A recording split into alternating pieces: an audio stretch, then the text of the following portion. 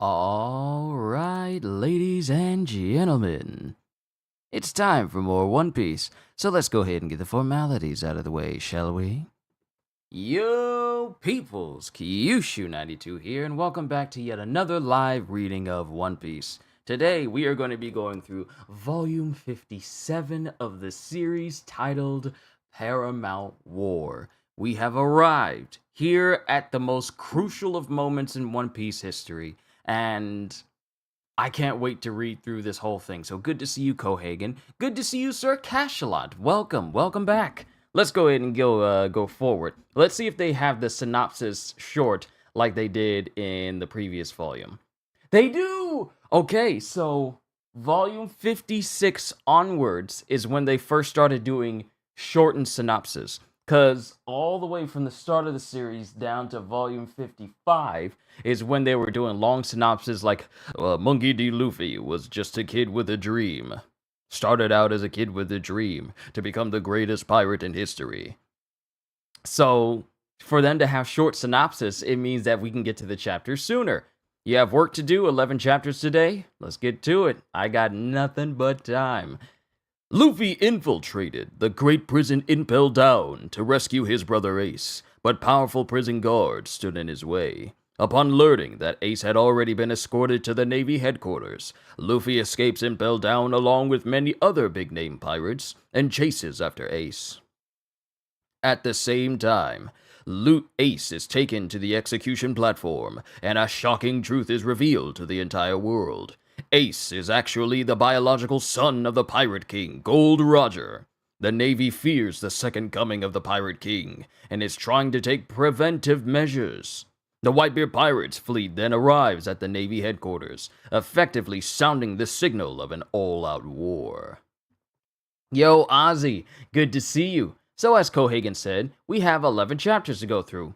The chapters 552 all the way down to 562. So let's begin, shall we? Chapter 552, Ace and Whitebeard. Limited cover series number 15. Chopper's I'm Not Food, You Jerks. Volume 1, Raccoon Stew Escape. And this is Chopper's adventures on that giant bird island with those tribal, with the tribal people. And apparently he's running from them after one of them says like, let's make a raccoon soup. And Chopper says, like, I'm not a raccoon. Raccoon dog soup. I'm not a raccoon dog. Well, then we'll make reindeer soup then. So this is Chopper running from them. And then we cut to Ivankov, who's there with Luffy as they're sailing towards Marineford. We're through the gate. Now the question is whether your and Ace's father is here. What? Dragon won't sit by and allow them to execute his own son. Oh, we have different dads. Ace's dad was Gold Roger. I never got to meet him, but I hear he was awesome. But Ace gets mad whenever I say it. What? Oh, that's supposed to be a secret. What? And then it cuts to Sengoku as the rest of the Navy headquarters sees Whitebeard and his crew in the middle of the bay. I didn't think they'd get so close so quickly. And then it cuts to Whitebeard, who puts his hands down. Like, he puts his hands down. And he flexes, like the dude is built. Out of all the giant people you see in One Piece, Whitebeard is by far the most correctly proportional in terms of muscle and stature. But Whitebeard and his commander stand there, and we see the Navy. And then Whitebeard smiles, and then he punches the air, and the air itself cracks. What's that? He cracked the air? And then after he cracked the air around him, such as the waves and the bay itself, start to bend and shift as the waves themselves start to swell. What's that? An explosion? This is bad! Look how high it's rising! A seaquake, goes Sengoku. There's one on the other side, too! And Whitebeard is just smiling. Then it cuts to Luffy. I still can't see anything. The fog's too thick. Take care, Ace. And then it cuts to... Oh, wait, this is back in the past. Take care, Ace! And this is Ace when he was younger. So long, Luffy. I'm going on ahead. Okay, I'll head out to sea 3 years from now. I'll be a lot stronger next time you see me. And then it cuts to Garp, who sees that that Ace has become a pirate. He became a pirate? Pirates! But I've never seen that flag before. D. Where's he from? Goes Sengoku in the past. We don't know. He's a newcomer, but he's already acquired a Logia power. And then it cuts to Whitebeard at the time. This young upstart has a lot of spirit. He turned down an offer to be one of the 7 warlords. How old is he? What's the big hurry, youngster? And then it cuts to someone going, "Are you serious, Ace? I need to meet him." And apparently, we come across someone familiar that Ace runs into on a snowy island. "So, you wanted to meet me?" "Wait, I don't want to fight. You saved my little brother's life. He never stops talking about you. I just wanted to thank you in person." And it turns out that this person that Ace is speaking to is Shanks. Also, if you guys want to see where I'm reading, either go to the official site on Viz, or Manga Plus is a good alternative for you. But as I always say, support the official release. "You're Luffy's brother? I didn't know he had one. You're welcome here. Tell me all about your adventures. We'll have a feast." And then his crew just all like, "All right, it's time to get drunk again." And then it cuts to Ace apparently meeting Jinbei. "Hey, big fella, I want to meet Whitebeard." I'm not taking you to meet Pops. You look like trouble. I'm not with Whitebeard's pirates, but I owe him. If you want to fight, I'll be your opponent. "Be careful, Ace! That's Jinbei!" And then it cuts to Ace and Jinbei after having fought each other, and they're both bloodied. They're incredibly bruised and bloodied. Mind you, this is after Ace had his Meta no Mi, the Flare fruit. This is after he gained a Logia power, and Jinbei still worked him. But they've both been worked, and they both collapse. "They've been fighting for 5 days! You'll kill each other! Ace!" And they collapse. After fighting for 5 days, Jinbei was able to stand toe-to-toe with a Logia user for 5 days. Let that sink in. And then it cuts back to Whitebeard, who shows up to the fight. So, you want to take my head, eh? Then have at it. "The Whitebeard Pirates!" I'll take you all on. And then it cuts to Whitebeard as he prepares to kill all of Ace's men. And then Ace creates like this wall of flame. "Flame fence! Captain! Captain Ace, what are you doing? Run! All of you!" What? Chickening out now? "Let my men go. In exchange, I'll stay here until the end." You little sprat. You think you're man enough to take me? And then Ace tries to take on Whitebeard. And Whitebeard smiles, and all we see is just like craters in the ground of where Ace's body is. Like, I'm looking to make sure I'm not seeing this wrong, but it shows craters all over the environment, and Ace is just badly beaten. You still have the strength to stand? It'd be a waste to kill you, boy. If you want to terrorize the seas, do it in my name. Become my son. "No way!" goes Ace back then. Remember, this is still a flashback. "I'm Thatch, leader of the 4th Division. If you're going to be sailing with us, let's try to get along." "Shut up!" "I see you're not a morning person. Would you like to know what happened after you passed out? Your men came back for you, so we clobbered them, but don't worry, they're alive. And they're all aboard this ship." "You sure you want to let me walk around without chains on?" "Huh?" And then Thatch just smiles at Ace. Remember, this is the same Thatch that Blackbeard kills later on.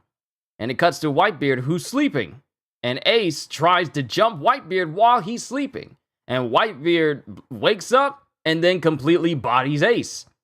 "Ah, what are you doing? Keep it down, people are trying to sleep." And Ace is just thrown through, not outside, just thrown outside from Whitebeard's room, like just knocked him straight through a wall.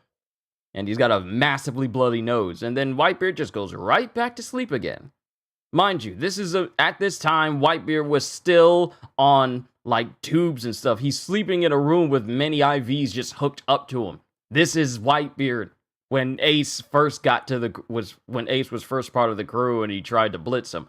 Then it cuts to later on, and Ace tries to blitz Whitebeard again by trying to chop his head off. And then he gets knocked into the ocean. Hey, he fell in the sea. Somebody better go save him. Then it cuts to another instance when Ace gets bodied. Then he gets bodied again. Then we have a person with a very dapper mustache going, "Every single day. Doesn't he ever quit?" Was that the 100th time? I think so. And then it cuts to Ace, who's just bodied, and then someone passes him some food. Why does everybody call him Pops? And then we cut to Marco. Because he considers us his sons. We're just a bunch of strays here. So it makes us feel good whether he really means it or not. And then Ace is just like thinking about this as like he's just got snot coming out of his nose, like it's a really heartfelt answer. You keep going like you're going, you're not gonna last. You won't be able to kill Pops in your condition. Either get off this ship and try again later, or stay and take the mark of Whitebeard on your back. Whoa! Ace did it again! He made the Doma gang surrender! Me? Lead Division 2? The post has been vacant for a long time. Nobody'd mind if you took the job. But you've been with Whitebeard the longest, Teach. It's all right. I don't have those kinds of ambitions. Do it, Commander Ace. We all know what his ambitions were when he joined this crew. We all know! So to see him being jovial, it's all like, we know your true nature, you snake. Whitebeard's recruited another tough one. I hear he's really strong. And then it cuts to Sengoku here in this news. And then we cut to Whitebeard with Ace chilling in his room. This is a surprise. So that's it. Well, you don't act much like Roger. But wasn't he your enemy? Aren't you gonna tell me to get lost? I thought you had something important to discuss. This is nothing. I don't care who your father was. We're all children of the sea.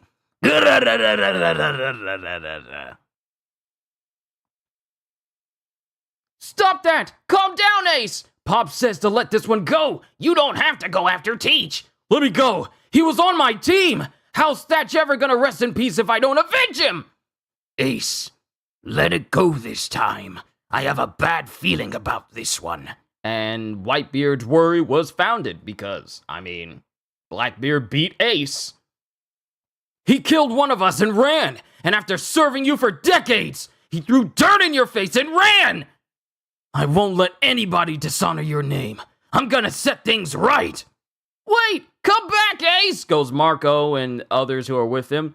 Now, this shows you that over time, Ace really warmed up to Whitebeard. At first, he was ready to take his head and tried to fight him over 100 times. And then at the end, before he starts searching for Blackbeard, he's all like, I won't let anyone disrespect you. Like, that's a change in character over all that period. But we cut back to the present. Pops. Shipmates. I ignored your warnings and went off on my own. So why can't you just abandon me to my fate? I brought this on myself! No, I sent you on that mission, my son. That's not true! Stop talking nonsense! You tried to stop me, but I ordered him to go. Right, Marco? That's right. I heard you. Sorry you had such a rough time, Ace. But everybody in these waters should know better than to mess with one of our crew. Anyone who lays a hand on one of us has to suffer the consequences. We'll make sure those responsible pay for it, Ace! Just you wait. We're coming to save ye. So get ready, you Navy dogs. Then Aokiji speaks. We brought some real trouble down on our heads. We should have seen it coming. What a pain, goes Aokiji, Akainu, and Kizaru respectively. And then the place starts to shake, and all the warlords look around. What's that rumbling?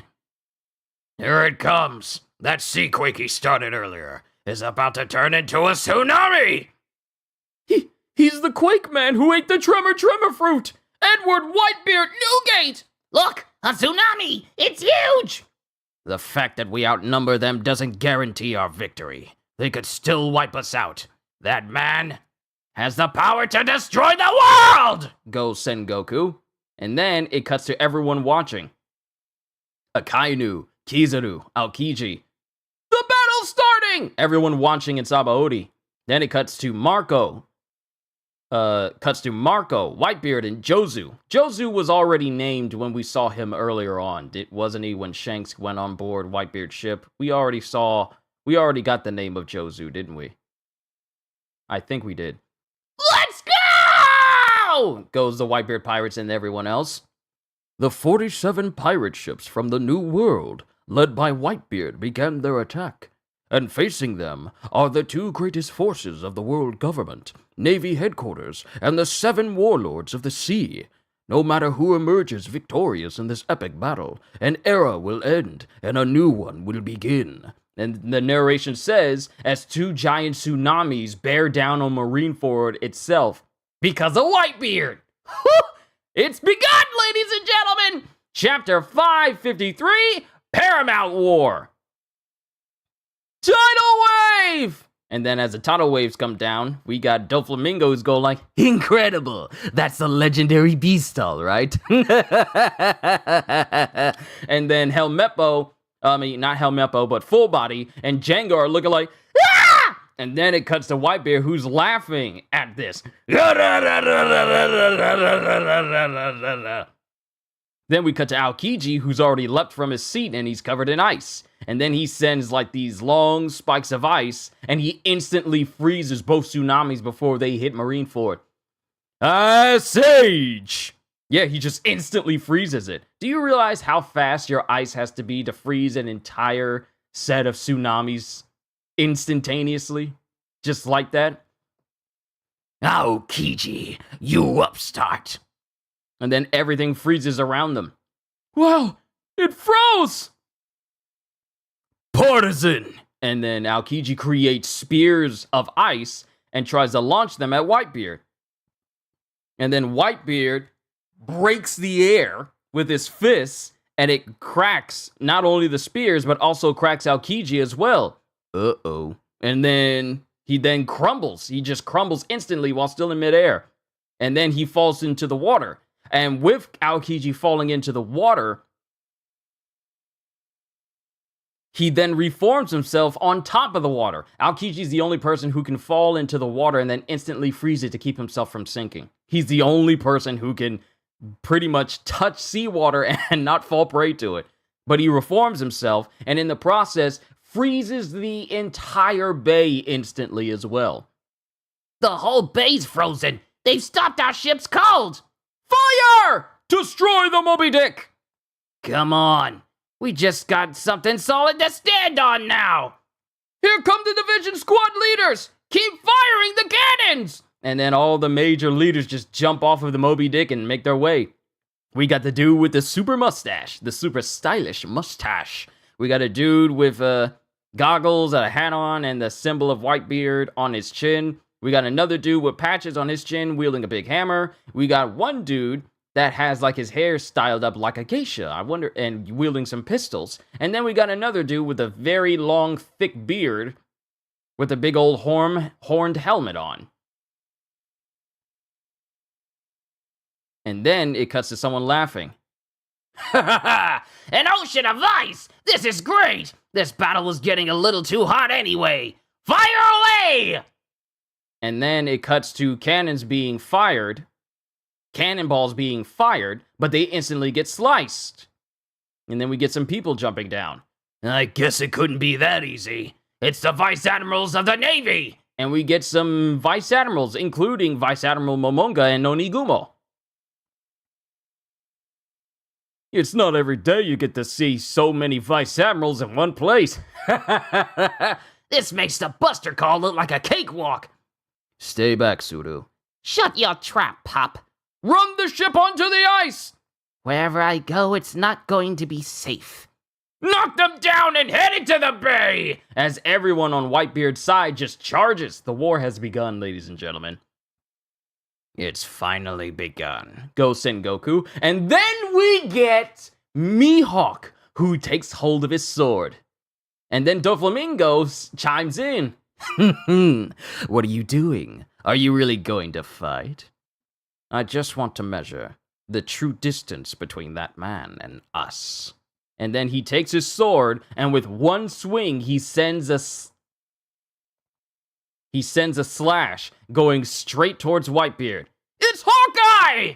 And it's a massive slash, too. Just one slash, and he just sends this gigantic slash towards him. And Whitebeard is smiling. And then someone runs in front of the slash. And then stops it. He blocked it! He stopped the world's most powerful sword slash! Hooray for the leader of the 3rd Division! Diamond Jozu! And we see Jozu, and half of his face is sparkling, shining bright like a diamond, if you will. And then there's a flash in the air. Oh! And it's Kizaru! Yasakani's sacred jewel. And then with his hands in front of him, he fires an enormous torrent of light beams directly towards Whitebeard. Here comes Kizaru! Hey now, that's a bit too bright. And then someone flies in front of Whitebeard and takes the whole shot. And we see someone, and they look like they have wings. He deflected an admiral's attack! What is that? It's like a giant blue flame. It's Marco! The leader of the 1st Division! You can't take our king this early in the game, as it shows Marco in the air taking all those hits from Kizaru, and in its place are spots where it's like flaming from where he was shot. Oh, the Whitebeard pirates are so scary. And that is the end of chapter 553. We got an SBS and we can move on to 554. Oda! Okay, let's start the SBS. Let's go! Yeah! Reader, Mr. Oda, good morning, day, evening. My friend Shota, you can call him Mr. S if you want, really likes Kana. You can call her Ms. K if you want. But Kana is dating someone else. What should I do?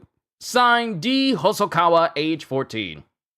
Answer, oh, okay, you're on your own. Yeah, adults should not be giving young kids advice like on that.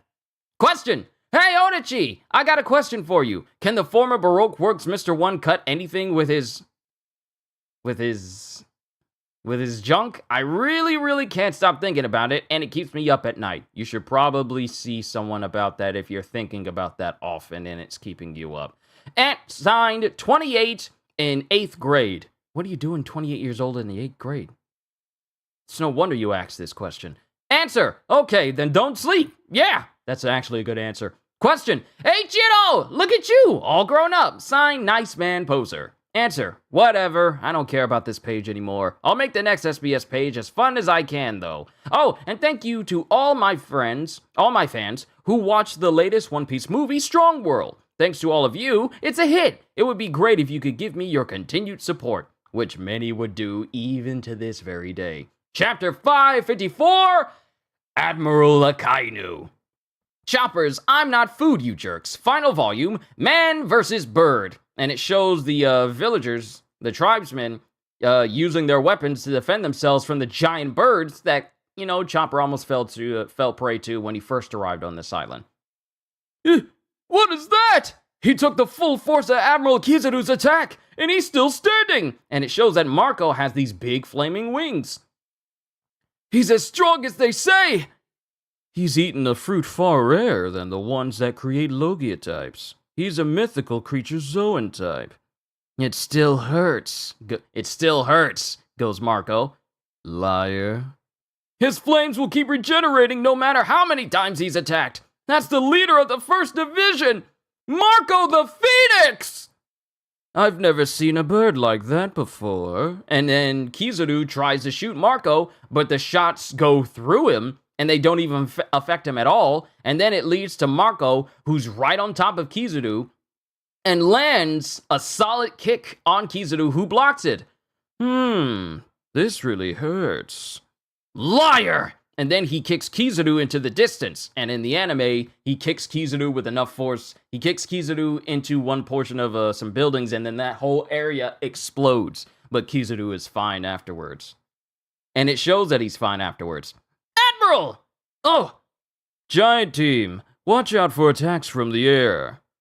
Aye, aye, sir! And we get the giants that are on the side of the Navy. And there's many of them. 1, 2, 3, 4, 5, 6, 7. 7 giants that we can see. The giants are coming! Get back, all of you! Jozu! Jozu! And then it cuts to Jozu, who's lifting something. He's so strong! And he's basically... And it cuts to Jozu, who's taken a ginormous piece out of the ground. Like, mind you, a ginormous piece of ice that was in the bay, and he throws it at the giants. It's an iceberg! It's enormous! And it's enough to crush many giants and pretty much almost everybody. Catch this! Then it cuts to a Kainu. Blast. If we go all out to fight them, who will defend this position? And then it cuts to a Kainu whose right side starts bubbling as if it's lava. Admiral Kainu! And then it cuts to a Kainu as his right side continues to bubble and sizzle and burn. And then as the iceberg gets closer and closer, a Kainu looks at it and then destroys the iceberg with Great Eruption!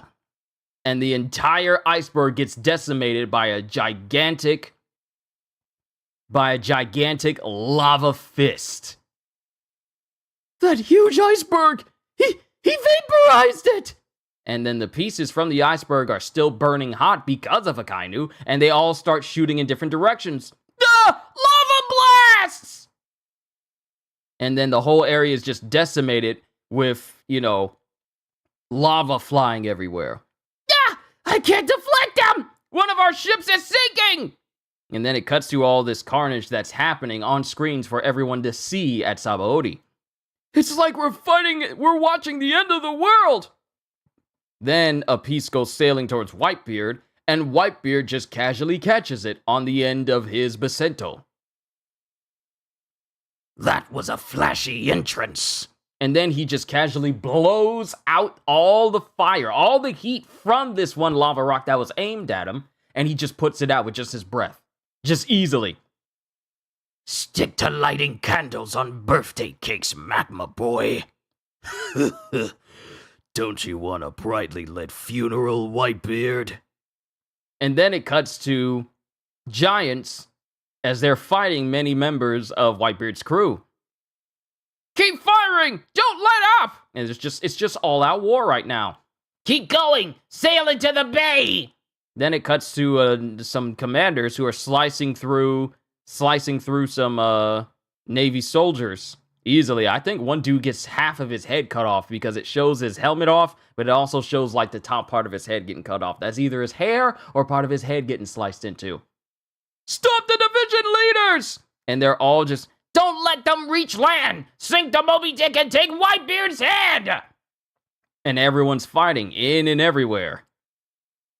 And then we get someone going, Go, Little Lords Jr.! Break through their ships! And then it cuts to Sudu, who goes, He must be a descendant of Ors, the continent puller. He's enormous! Our giants are dwarfs next to him!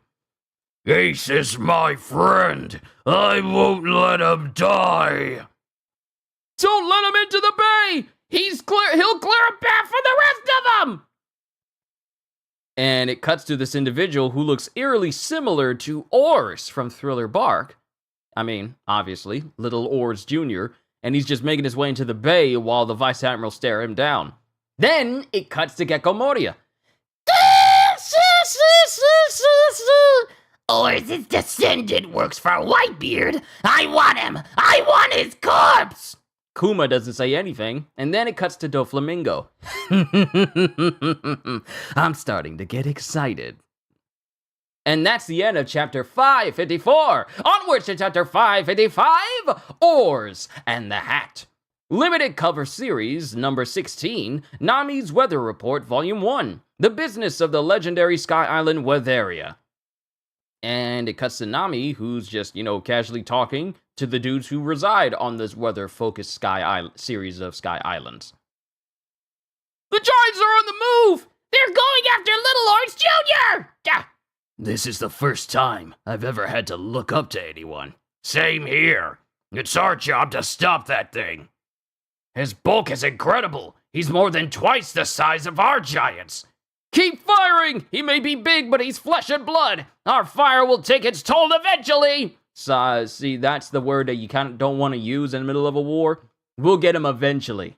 Because if this gets dragged out even more, it's just like, you're going to suffer some casualties. But then Oar starts picking up an entire ship. He's got a terrible underling under his command, goes Sengoku. Oars, go back! You're too big a target, goes Ace. And then Oars chimes in. Ace, I'm coming to save you! And Oars takes that ship and then slams it into the giants. And the giants have to use all of their strength in order to keep him back. But Oars basically made it so that everyone can get in towards the bay now. Oars has cleared a path into the bay! Follow him! And then all the rest of the people that follow Whitebeard start to follow in behind Oars, who's just jumping into the bay with everyone else. Get into the bay and attack! Get into the bay and attack! This is bad. Fall back and defend the line at the bay. Don't let them enter the plaza. Vice Admiral LaCroix! And I know how to say that name because I used to stock that drink when I used to work at Harris Teeter. Vice Admiral LaCroix! And then it cuts to Whitebeard as he goes, Be careful, Oars. Courage is one thing, but don't get yourself killed. Pops, don't make me stop. I've gotta save him. I can't let them kill Ace. I know. The rest of you back him up. Support Oars from behind. Aye! goes the rest of his crew. How are we supposed to fight something that's this big? And it cuts to Oars, who smashes the ground, and all it causes is this massive explosion from the impact. If you focus all your fire on Oars, the rest of us will destroy you! And then it cuts to someone who fires some cannonballs at Hancock. And then she kisses her finger and causes this big, massive, cartoonish heart to emanate from her. And then she pulls on the back of it. Slave arrow! Or, as it says in the anime, Slave arrow! Like, Slave arrow! And then arrows just shoot out from this heart and pierce all the people who get hit by it, a lot of which get turned to stone instantly. Hey! Whoa! Hey! What happened to you guys? You must be the Pirate Empress! And before this one dude who's fine says anything, Hancock comes in and kicks him in the side of the head. And in doing so, turns not only him to stone, but breaks through his sword completely. This woman doesn't have any weapons, and she's able to break weapons with just pure strength. What? My body shattered? Because this man's, his hand is turned to stone. His head is turned to stone and crushed. If Hancock was to dispel the stone that's on him right now, he would instantly die, because half of his head is missing. What? My body shattered! Perfume fever! As it cuts to Hancock, who's just spinning around and kicking all these dudes in different spots. And it's not just pirates she's hitting Navy dudes as well. That slave arrow was on point. I practiced so much, sir. I practiced so much.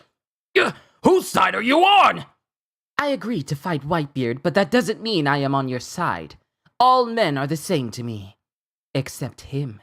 Consider my promise to the Navy fulfilled. What are you talking about? My beauty says so. That witch! And then it cuts to Kuma. It cuts to Kuma, who's already compressed a shoku. Who's already because here's the thing: the moment where Kuma creates a Ursa shock, it has that whole moment where you see it being built up. But here in the manga, he's already condensed it and he launched it at Oars. Ursa shock. And the whole place explodes with Little Oars Jr. at the epicenter. And people are getting blown away, and then Oars pretty much falls to his knee. Oars! And then the hat that Oars had on his head falls right next to him. This is so ridiculous how Kuma is able to create basically nukes with air. You don't need any fiscal material, you don't need any nuclear warheads or anything. You just literally take the air itself. And seeing as how he's able to do that whenever he wants, this man can just destroy in and everything with reckless abandon if he wanted to. The pawpaw fruit is kind of broken when you think about it. But as Little Oars Jr. looks at the hat, Ace continues to go, "Stop! You'll never make it!" Then, as we see Oars' bloodied face, we see a flashback. What's this? I learned how to make them from the Wano people. Try it on. You need it because you're too close to the sun. It took Ace 3 times to make it. He kept burning it up. That's what happens when somebody who's made of fire tries to weave straw. And then Oars Jr. is like happy because of this giant hat that Ace made for him. Hey, it's a lot cooler. Great. As Oars struggles to get up. Fire at Oars! Keeps me dry, too. Commander Oars, what are you doing outside? This is nice. Then it cuts to Oars getting shot all over his body, including his face. Oars! It's no use. He's just too big a target. Gotta take out at least one of the warlords. And one of the people he's looking at is Doflamingo, who's looking up at him going, huh? And then it cuts to Oars smashing where Doflamingo was. And then it cuts to Doflamingo, who's high above Oars.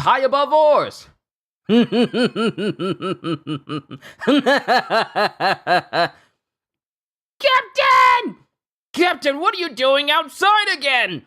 Keeps the snow off me. I'm not even cold. This is nice. And it cuts to Doflamingo, who falls past Oars and lands behind him, and Oars' leg, his right leg, has been sliced off completely. So much fun! And it cuts to Doflamingo, who he's just laughing! He's just laughing! And it cuts to Oars, who falls to his knee, and he's bleeding out. Oars! And then it cuts to, I know I keep saying it cuts to.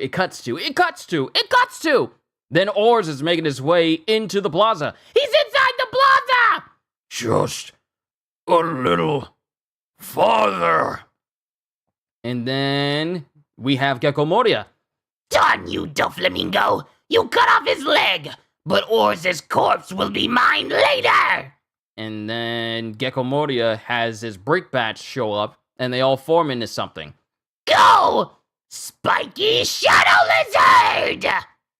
And the shadows form this spear that just skewers Oars. While Oars is reaching towards Ace, and he's literally within a hair's breadth of Ace at the execution platform. But then Oars, with a kaboom, even though you see his hand falling away from Ace, that's all we see at the end of this chapter. That's the end of chapter 555. We got an SBS, and we can move on to 556. Question. I see Luffy eat a lot, but he never gets fat. Now I'm jealous. Signed, Chikusa, 10-10422. Answer. Hold on, he eats a lot, but he also runs around a ton. It'd be weird if he got fat. Question. I have a question. Whenever the Straw Hat Pirates defeat enemies, they only use the word defeat. As it describes, I'm guessing that none of the enemies are dead. So is the reason why you don't use words like kill or crush because you're insisting that you don't put an end to their lives? Or is there another reason for it? Signed, Tochisaki. Answer. Near the beginning of my serialization, my grandma in Kumamoto said, don't say stuff like kill this or kill that too much. It's natural for Luffy and his crew not say it, but I think it's inevitable that the enemies do. But every time a friend or acquaintance died, I matured and understood how bad those words really are. Well, I still use those words as part of jokes or when they're said by really bad guys. But I do think that they're bad words, so don't try it at home, okay? I can respect that. Question, is Urouge's weapon a pencil or is that a chocolate bat? Signed, Puffball number 1. Answer, it's a pencil, I guess? So because Urouge couldn't find a pencil sharpener, did he go out to sea to get one? Is that a 2B pencil?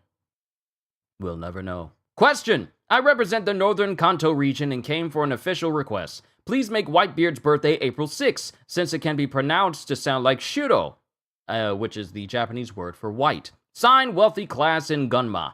Answer, okay, and that's how Whitebeard's birthday came to be. Chapter 556, Justice Will Prevail. Nami's Weather Report, Final Volume, The Weather Science of Weatheria. And it cuts to the men on this island, this sky island, using their science and knowledge of weather to create rainfall basically wherever they want to. From this small rain cloud, they got this big downpour. Then we cut to, we see, I keep saying that, it's such a habit. We see Kuma, we see Mihawk. Commander Oars! Blast the 7 Warlord! Oh wait, I need to go down in the row. Kuma, Mihawk.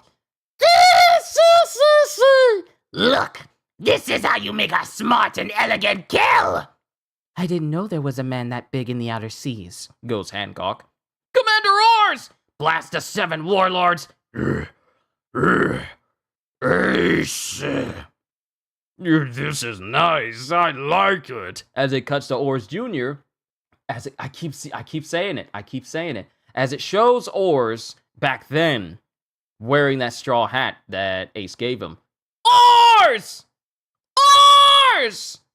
And Oars just falls forward as the Shadow Sky Lizard dissipates from Oars' body, but he's bleeding out. Not only from the wound that Gecko Moria gave him, but also from the leg that was cut off as well.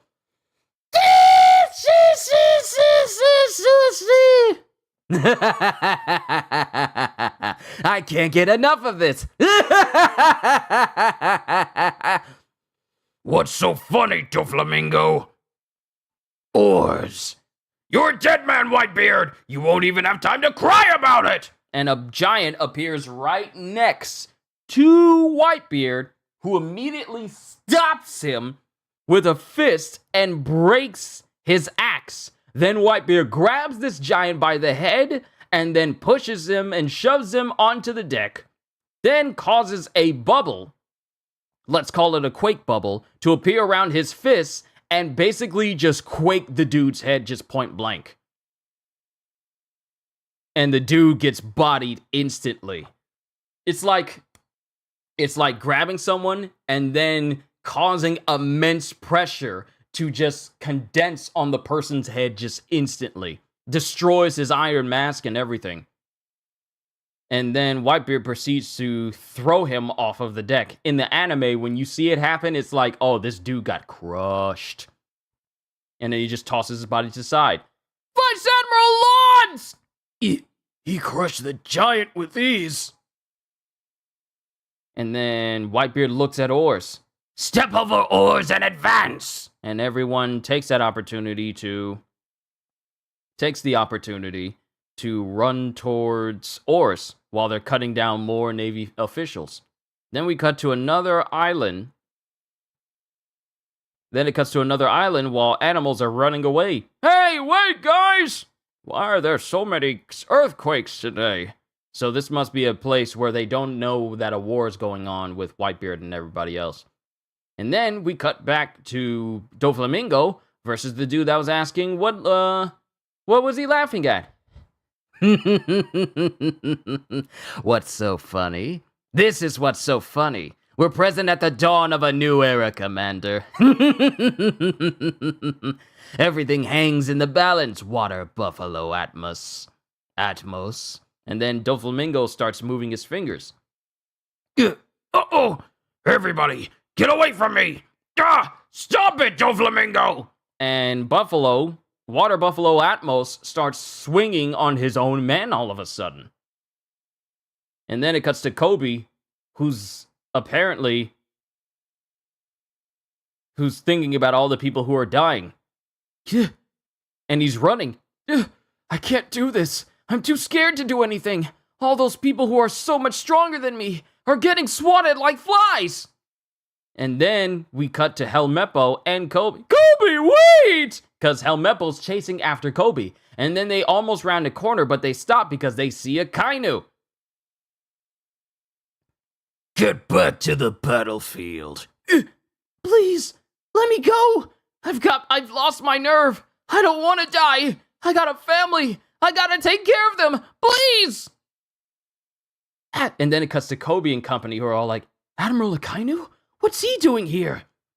If you care about your family, then die an honorable death.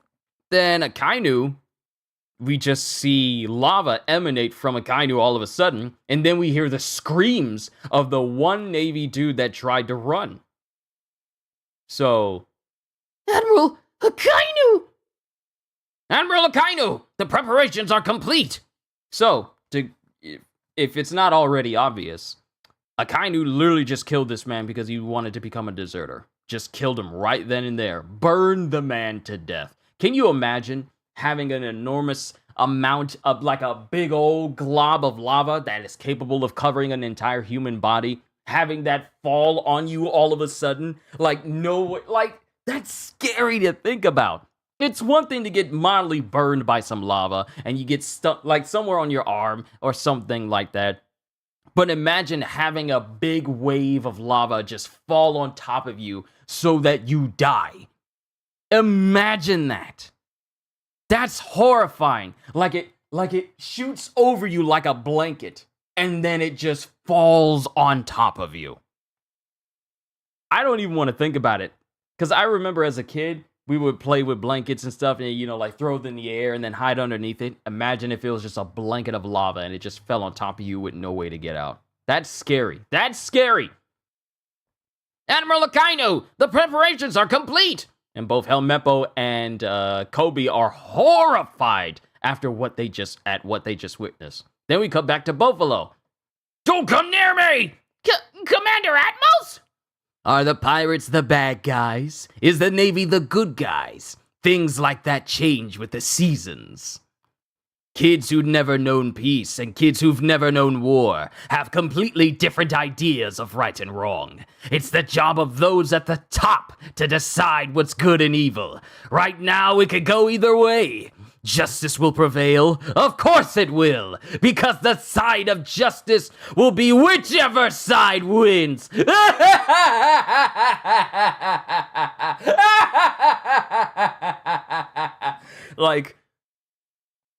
I like how this was said in the manga.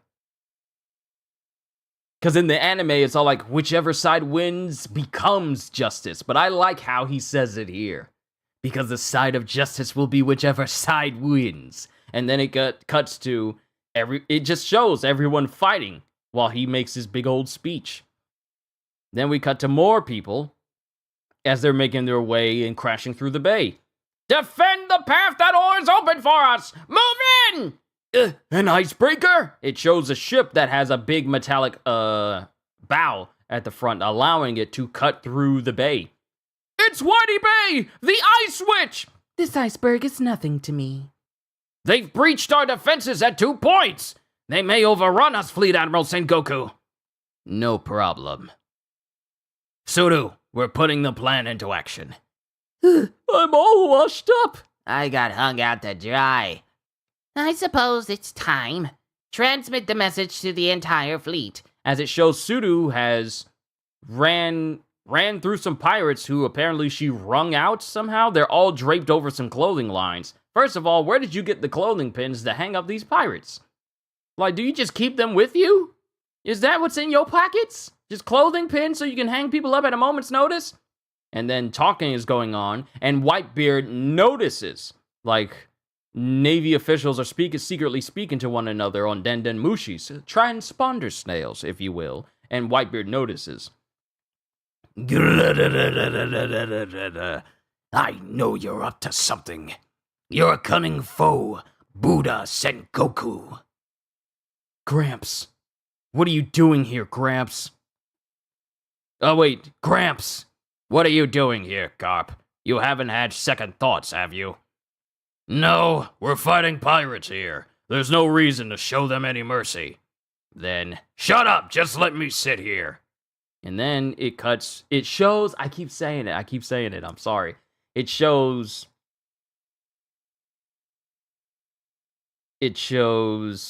Garp, I think, holding Ace when he was young.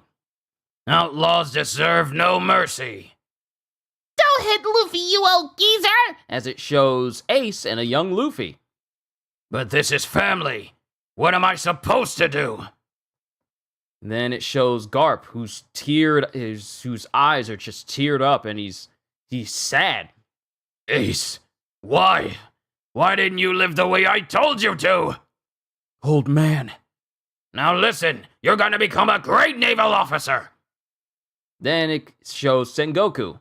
Just don't get any funny ideas in your head, Garp, or I'll dispose of you too. Huh. If I were going to do something, I'd have done it a long time ago. And then it shows Kobe and Helmeppo. Did you hear about the plan, Helmeppo? Yeah.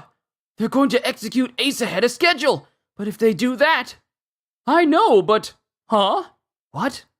Something's coming down. Bum, bum. Ba-da-dum, ba-da-dum, bum. Ba-da-bum, ba-da-bum, bum. Ba-da-bum, ba-da-bum, ba-ba-bum. Boo, boo, boo, boo, boo. Do-do-do-do-do-do. We got something falling out of the sky.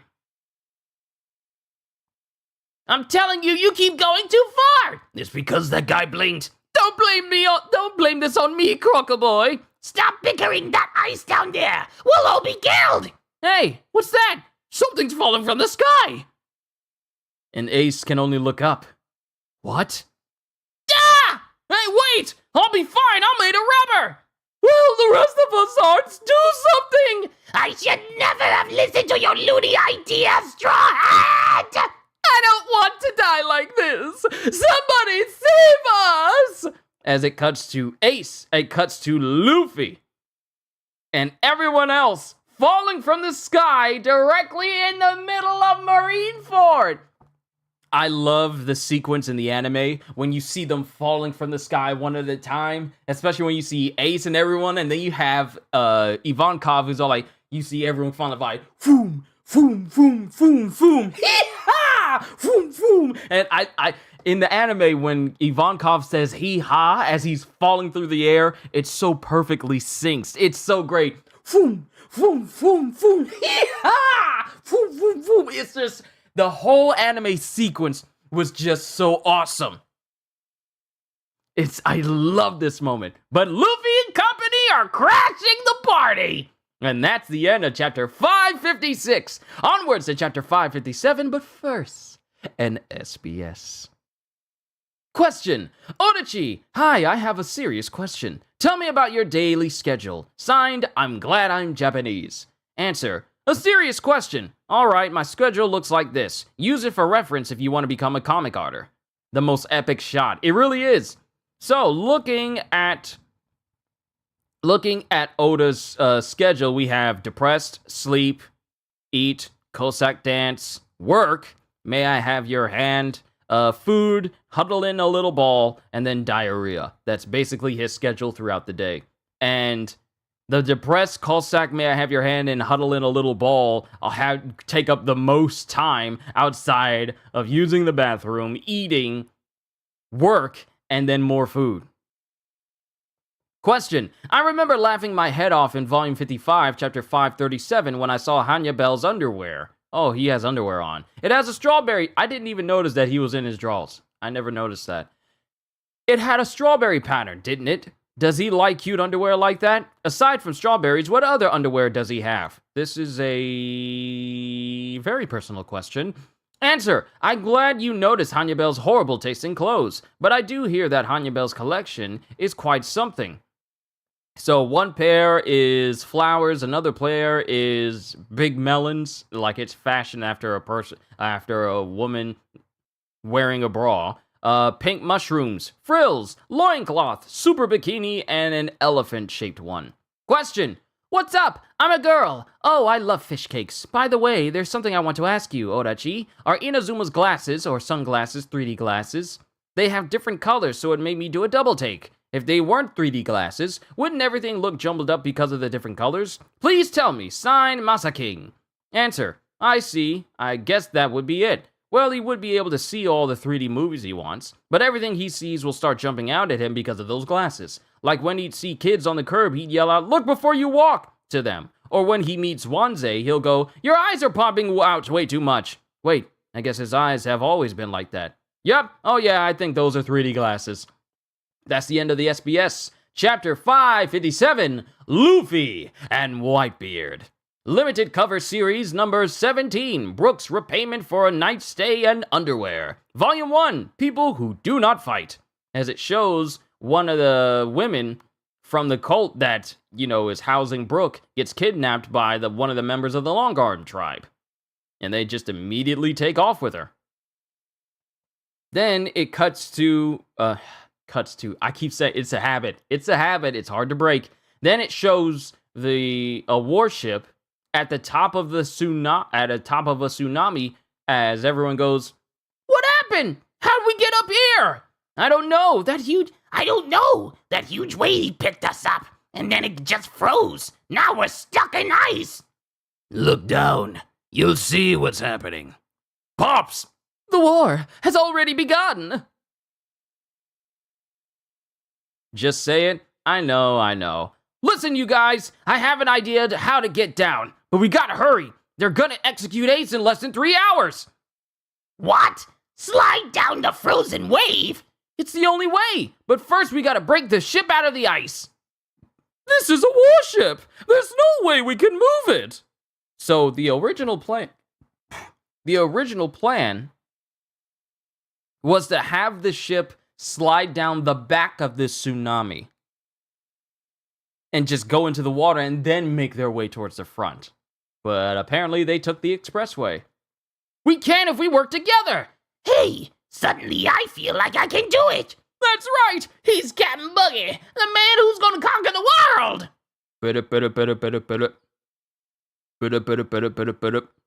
Attention fleet. Gold point tots. Change formation and proceed to step 3 of the standard maneuvers. Finish the preparations. It's a message for the Navy. Sounds like some kind of code.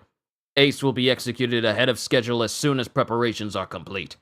What? Hurry! As it shows Buggy, Jimbei, Luffy, Crocodile, and Ivankov, as they break the ice. And they fall straight down into Marineford. Now, one thing to note is that in the anime, they show everyone breaking the ice.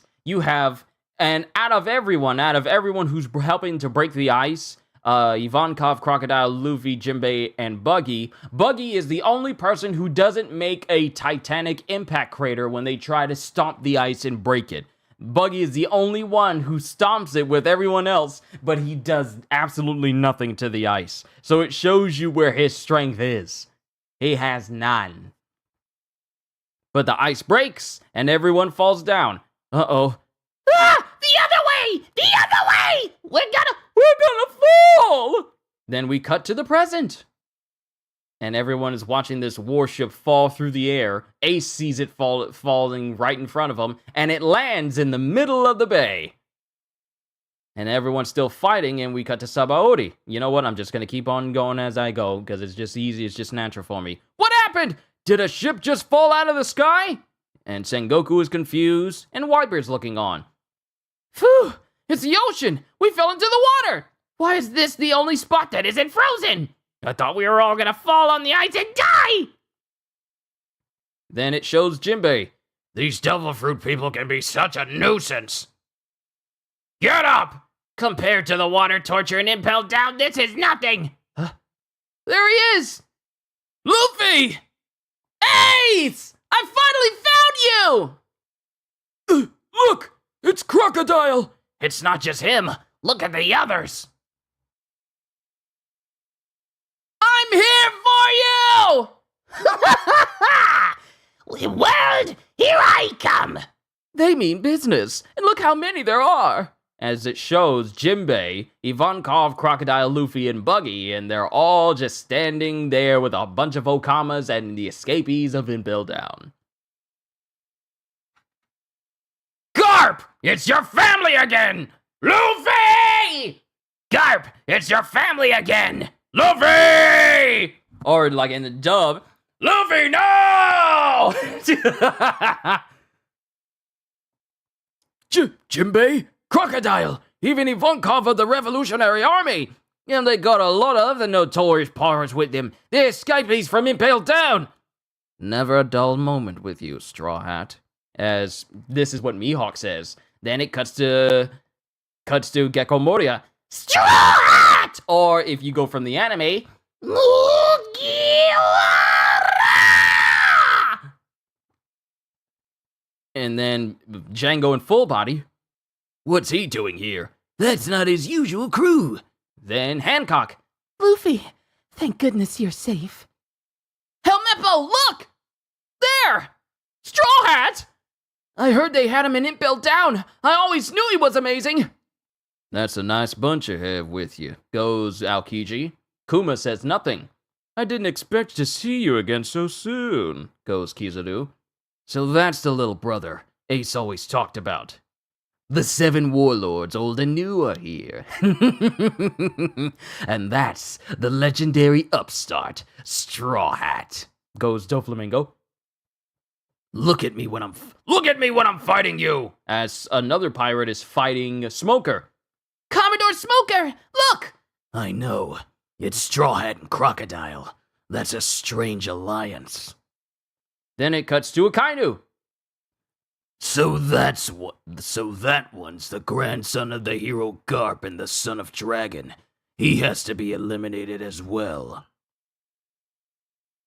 And as it shows everyone else, Sengoku screams out, Is this your answer, Jinbei? Yes, I'm resigning my position as one of the 7 warlords. Then Garp.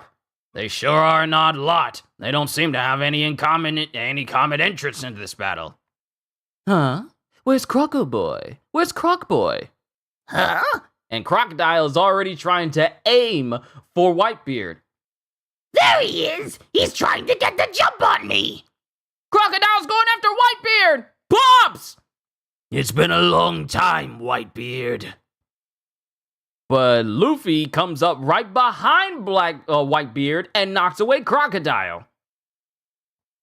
And he hits him directly in the arm, which is something that Luffy wasn't able to do earlier. But it shows that Luffy's leg is covered in sweat. I fulfilled my part of the agreement. Why are you protecting Whitebeard? So that's Whitebeard. Well, don't attack him. Ace really likes that old man. And it shows Luffy standing in front of Whitebeard. And Whitebeard sees the straw hat that's on Luffy, which he recognizes from Shanks.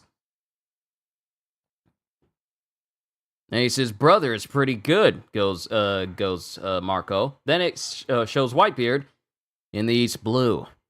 In the East Blue? What enemy did you give that left arm to? This, I gave it up for the sake of the new era. Boy, that straw hat looks a lot like the one Red Hair used to wear. You know Shanks? I'm holding it for him. Look, Pops, this is my little brother, as it shows Ace showing a wanted poster of Luffy to Whitebeard back then. So you've come to save your brother, eh? Yeah! Do you know who you're up against? You'll be killed for sure. Shut up! That's not for you to say. I know you're trying to become the king of the Pirate King, but I'm gonna be the Pirate King, not you!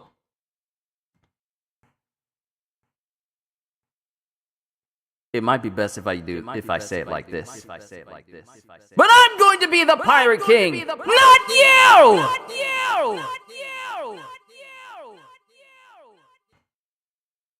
Let me know how it sounds.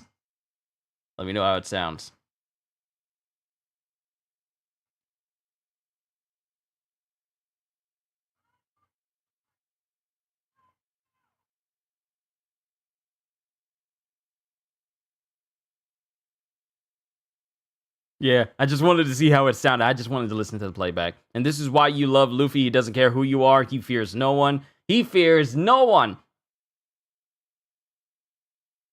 But everyone is taken back by what Luffy said, as the Navy and the pirates are all like, they're just standing there. Cheeky devil. You better stay out of the way, you little snot. I'll do whatever I want. I'm the one who's gonna save Ace. He's arguing with Whitebeard. And both Ivankov and Buggy are just taken aback by Luffy's brazenness. Even everyone on the escapee side are all taken aback. And Mr. 3 is foaming at the mouth. And then Kizaru chimes in going, "Shall we execute them all, Sengoku?" Of course. And that's the end of chapter 557. Onwards to chapter 558, Little Brother. Brook's repayment for a night's stay in underwear. Final volume, The Demon Begins Composing. And it cuts to Brook. It shows Brook writing something. Or composing something. Then back to Whitebeard. They're going to execute Ace early? Are you sure they said that? They said they needed to make some preparations and some other stuff that was in code. I'm telling you this because we both want to save Ace. All right. This is useful. Thank you. No problem. He's talking to Whitebeard on like an equal. Here I come, Ace! Yeah! And Luffy jumps off of the Moby Dick. Where does he get the guts? So they don't feel the need to follow their own schedule when it comes to us pirates, eh? But the key here is that they need to prepare something. And Luffy just takes off. Then it shows Marco, who lands right next to Whitebeard. Pops! I heard over the Navy radio that they're going to execute Ace ahead of schedule. Yes, I heard. But stay calm. Letting us get that information was part of the plan. Allowing us to know his intentions is a mistake he'd never make. And then Kizaru shows up. The celestial dragons keep pestering me to catch you, Strawhead Luffy. And he aims towards Luffy. That's Admiral Kizaru! Strawhead's a goner now! Death? Wink!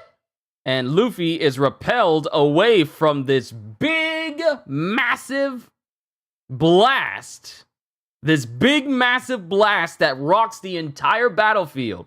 See, sometimes you forget that this man can not only shoot lasers that can pierce through people, but they also massively explode. It takes up almost a whole page and a half of the blast that came from Kizaru. But Ivankov saved Luffy with that. Ah! Huh? Ah! No! I want to go home! Goes Buggy. What? Captain Buggy? Incredible! Are you serious? You want to go at him? Really? What? Well, you were part of that legendary crew. You're no slouch even compared to Admiral Kizaru. You people are way too easily impressed.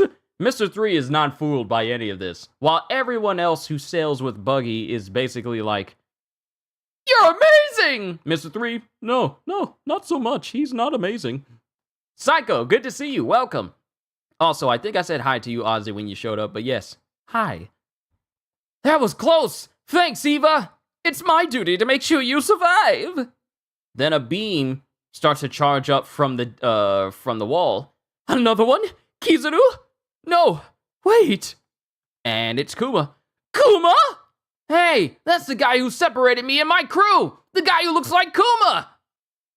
And the whole area just gets filled with explosions. Yeah, rolling spore! Hee-haw!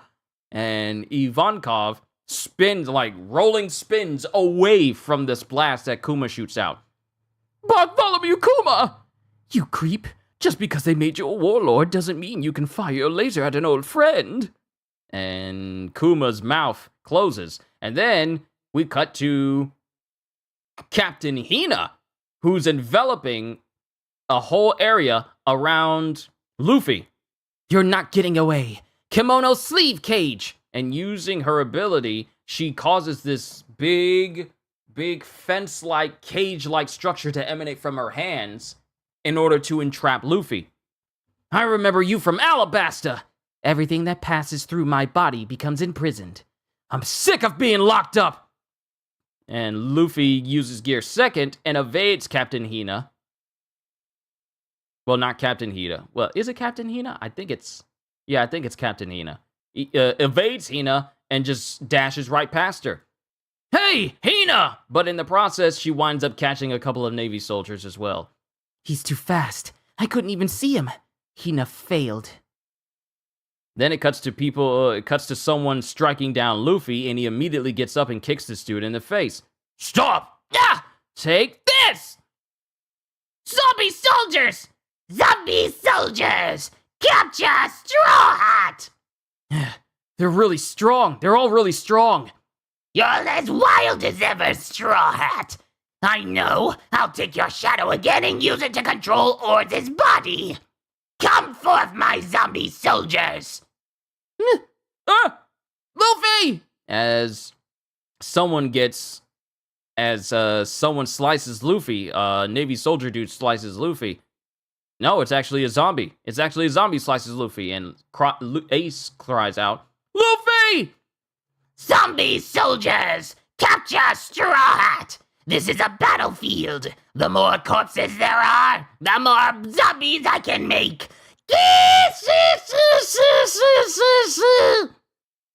Kill Straw Hat. He's the mastermind behind the jailbreak. Keep going, goes Kizaru. Moria, he's gonna be a problem.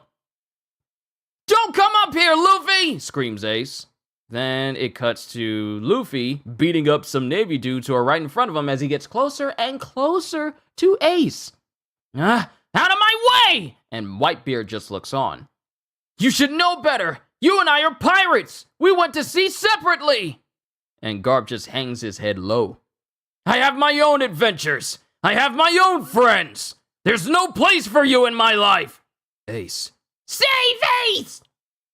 You think I'd let myself be rescued by a weakling like you? That would be an unbearable insult! Beat it, Luffy! Why did you come here? Ace. Please, Luffy. I don't want you to get killed for me. It's my own fault I'm here.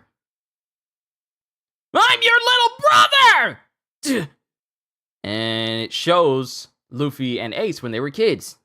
Did you know that if we drink from each other's cups, we'll be brothers for life? From now on, we're brothers! And it shows them drinking sake from some dishes.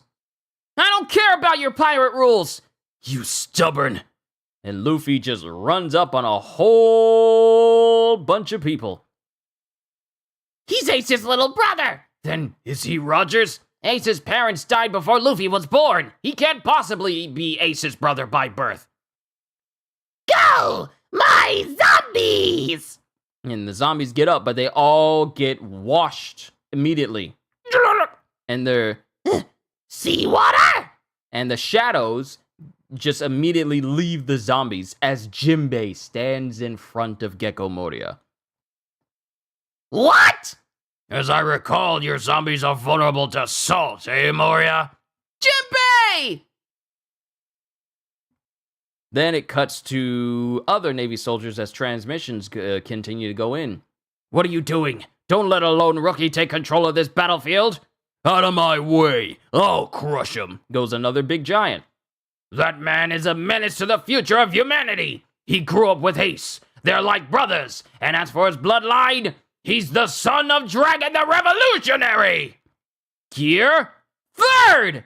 As Luffy prepares to fight this giant, and Sengoku basically just spills the beans about Luffy's parentage. Well, really just his father. Dragon Son? Dragon no Moscow. Huh? He said it! Luffy!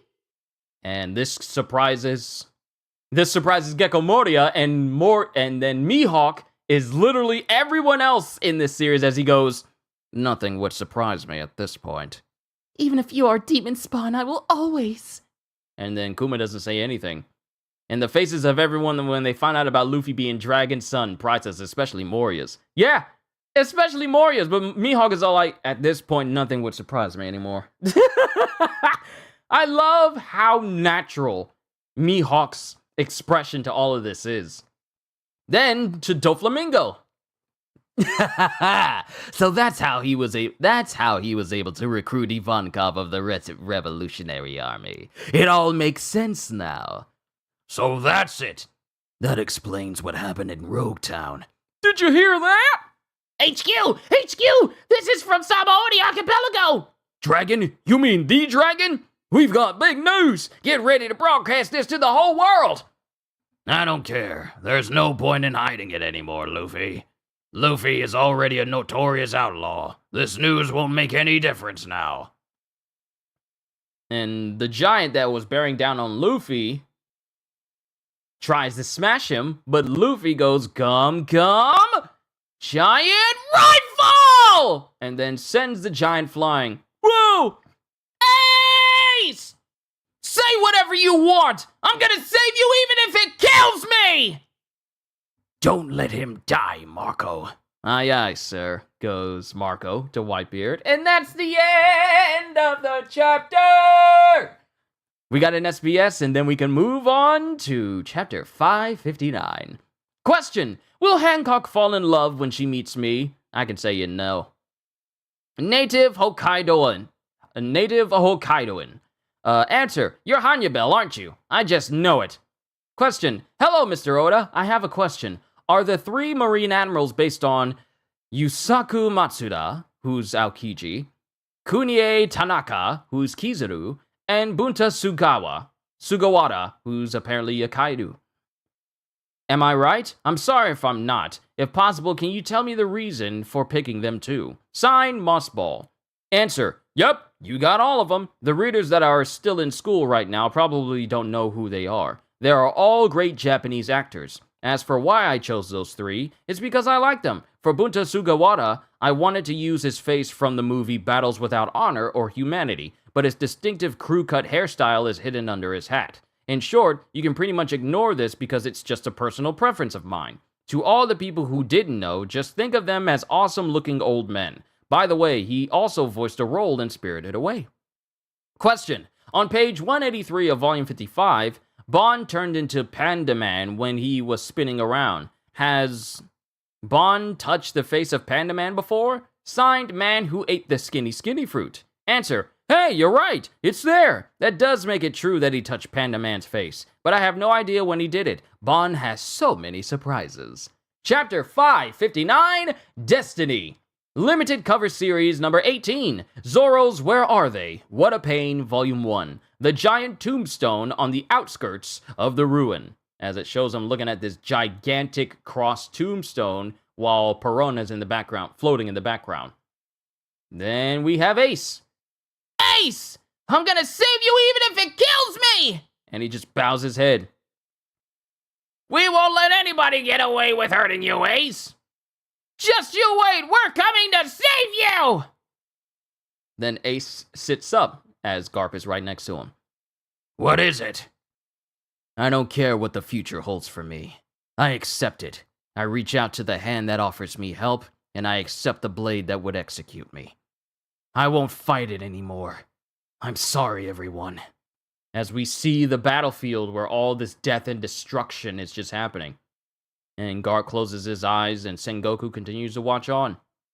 The Navy continues to fire on everyone, and Luffy's just caught up in the middle. We got Ivankov and Jinbei and Luffy beating up all these Navy soldiers as they continue to make their way towards Ace.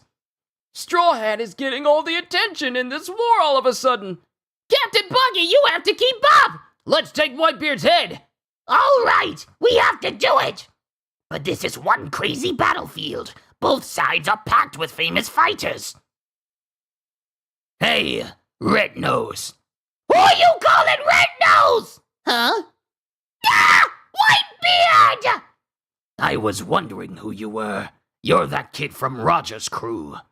It's been a while, so you were still alive. Even Whitebeard's surprised that Buggy's lasted this long. And Whitebeard has been around since Roger. Oh no! He's got his eyes on me now! I'm doomed! It's all over! I have to run!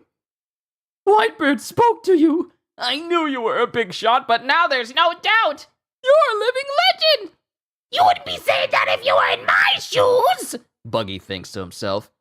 You brought all those prisoners with you? Are you here to take my head? Yeah! That's right! Prepare yourself! You can take my head if you want, but what will you do about the Navy afterward? You can handle all of them yourself. I mean, Whitebeard is right. Whitebeard has a far better chance of defending himself against the Navy than Buggy. Remember, Buggy was left on level 2, while all the more dangerous people were below him. And either way, and neither can I. I'm having a hard time. So what do you say? We're both pirates. Let's join forces and crush the Navy. You can have my head after that. Whoa, whoa, whoa! Whitebeard really thinks of you as his equal! What an honor! These are some incredibly deluded prisoners that are following Buggy.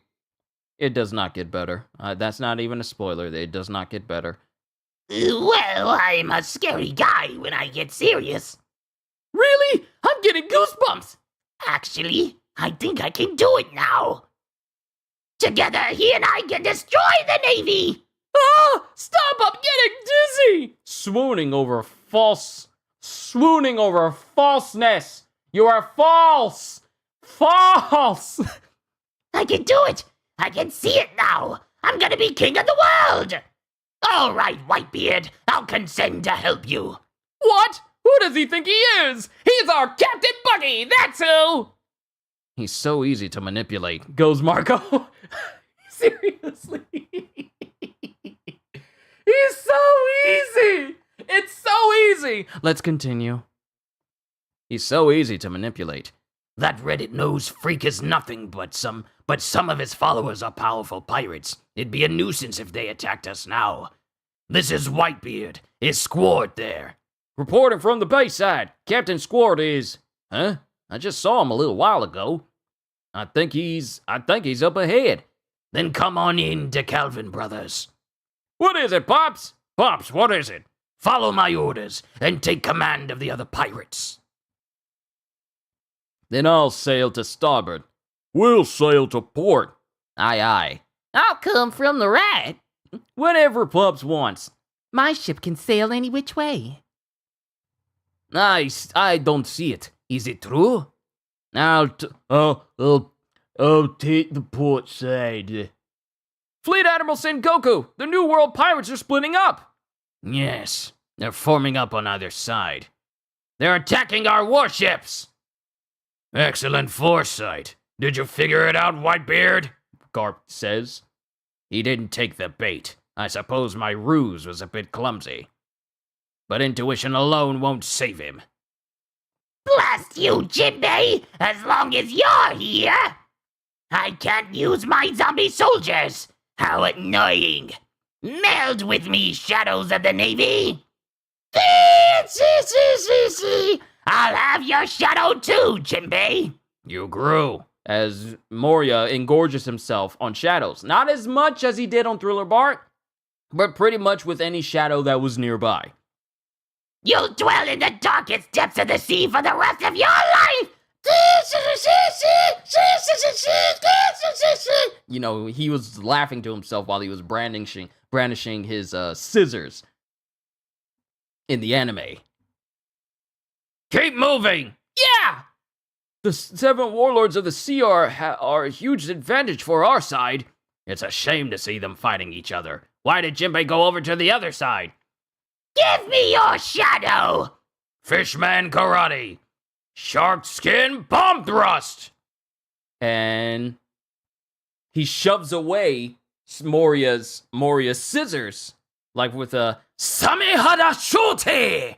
and just knocks it away from him so that Moria misses. And then he bodies Moria with Shark Brick Fist! hits Moria directly in the throat, like in the sternum, just directly in the sternum with Shark Brick Fists. Gah! Then Luffy almost gets slashed nearby, and he dodges a person with a big old spike ball and chain, and then we see Tashigi. Straw Hat! Gah! Get out of my way, Tashigi! Get out of my way, Tashigi. Straw Hat! And then someone, a smoked individual, flies in past Tashigi, and it's Smoker. Get out of my way, Tashigi. And he immediately bodies Luffy by slapping him in the face. Ah! It's you, the smoky guy! That's right, that club has a sea prism stone inside it. I'll be the one to dispose of you. Gum Gum, Jet Gatling! And Luffy tries to hit Smoker, but none of his hits actually land because Smoker's a Logia user. White Launcher! You're a lot stronger than the last time we met. So are you. As Smoker appears right next to Luffy and jabs him directly in the throat with his weapon. But you can't beat me with your abilities. Now I know why Dragon saved you back in Rogue Town, Straw Hat. I feel weak. Get that club off me. Let him go! And then a foot comes in and knocks Smoker to the side. Just instantly knocks him to the side. Notice that Smoker wasn't being touched by Luffy earlier, but then all of a sudden someone comes in and kicks him to the side. How'd you hit me? I'm made of smoke. Hancock, do you want to be stripped of the title of Warlord too? Silence! I'm so furious to hear your words. How dare you strike and try to capture the man I love! The Pirate Empress? The Pirate Empress saves Straw Hat? And then Luffy slowly gets up, and then we see Hancock, whose face is just absolutely furious. You'll be punished severely for that. I've never been so angry before in my life. I'll tear you to pieces and feed you to the beasts! The Kujahaki. Hancock! Yes, he spoke my name again. Like, she went from furious, I want to murder all around me, to like, Luffy's speaking to me. like, He spoke my name again. Then we cut to Kuma and Ivankov. Kuma! Kuma! Cut it out. It's me. It's me. Don't you remember this face? If you don't, I'll have to hit you back. I don't know how you two are connected, but save your breath, Revolutionary Officer Emporio Ivankov. What are you talking about? You think he's Bartholomew Kuma, right? But I have news for you. The real Tyrant Kuma is already dead. What? And that's the end of chapter 559. We got 560. And then before that, we got an SBS. Question. We sometimes see people or giants with horns. Are horns like buck teeth in the wild? Sign Wozapomu. Wozapomu. Answer. Yep, there are. Sometimes you doubt if they even have the same physiology as other people. Well, just think of them as minor displays of personality. I want to keep drawing many more funny faces. Question. When I was talking to my friends about One Piece, there's one thing I noticed. I realized that you never call Luffy and his crew the Straw Hat Pirates, and never the Luffy Pirates. You always call them the Straw Hats every single time. Is this a policy of yours? Sign, Polichi. Answer. Oh, here we go again. A great guy that sees through it all. You're right. You're exactly right. What the anime games or readers call them is really none of my concern. They can call them whatever is easiest for them. But for me, I've decided to always call them the Straw Hats. I've never called them anything else. Well done. So when we call them the Straw Hat Pirates, that's not Oda. He only calls them the Straw Hats. Everybody, everywhere just calls them the Straw Hat Pirates. But Oda never adds on the pirates to the end. He only specifically calls them the Straw Hats. Question. There's one mushroom on my body that just won't come off. Should I go to the women island to get it pulled? I see that you got a mushroom on you too, Mr. Oda. Do you want to come with me? Signed, Shimizu Chagero. That's my junk, Shimizu Chagero. Oh, excuse me for being so vulgar. I should censor it. That's my... And then he censors it again. Now then, starting from page 188 is the voice actor question corner. Chapter 560, Prisoners of Impel Down. Zoro's Where Are They? What a Pain, final volume, Creeping Shadow. As Zoro sees something making his way towards him, and he prepares to draw his sword. I knew you'd come back to me alive. Take this. It's the key to your brother's shackles. Huh? Hancock! You're the best! Thanks! I owe you big time! And then Hancock is literally frozen stiff as Luffy is just embracing her. It's all right. Hurry, Luffy. Thanks! And then Hancock falls to the ground, just completely stricken with feelings of emotion. What? The Pirate Empress was defeated! Impossible! It was a bear hug! He went from a tackle into a bear hug! And then Hancock is just like her heart is pounding and she's breathing heavily. I didn't expect such a big hug. Is this the thing I've heard so much about? Is this marriage? You won't get away, Straw Hat. And then Hancock comes in between Smoker with Perfume Fever! And she strikes his weapon and completely breaks it. Insolent fool! Stand down! Look at the way she's looking down on him. You shall not pass! She's looking down so far, she's looking up. You know what'll happen if you interfere with the Navy. Anything I do will be forgiven. I gotta thank her. I owe her another one. Kuma's dead! Don't talk crazy! He's standing right in front of me! Ava! As Luffy runs up right next to Ivankov, who's talking to Doflamingo. And Luffy sees Kuma. You're the guy that looks like Kuma! You know him, Eva? Yes, but there's something wrong. It seems you both know Kuma well, but he's not the Kuma you know. What are you talking about? That's impossible! He definitely has the power of the pawpaw fruit. I'm sure this is Kuma. Speak to me, Kuma! The other day, the government scientist Dr. Vegapunk made the final modification that turned him into a fully weaponized human. To be exact, he's not Bartholomew Kuma anymore. Modification? Weaponized? What are you talking about? He volunteered to be a guinea pig for the government's human weapons research project. First his arms were weaponized, then his legs. He was still conscious up to that point. Every part of his body was modified piece by piece over time.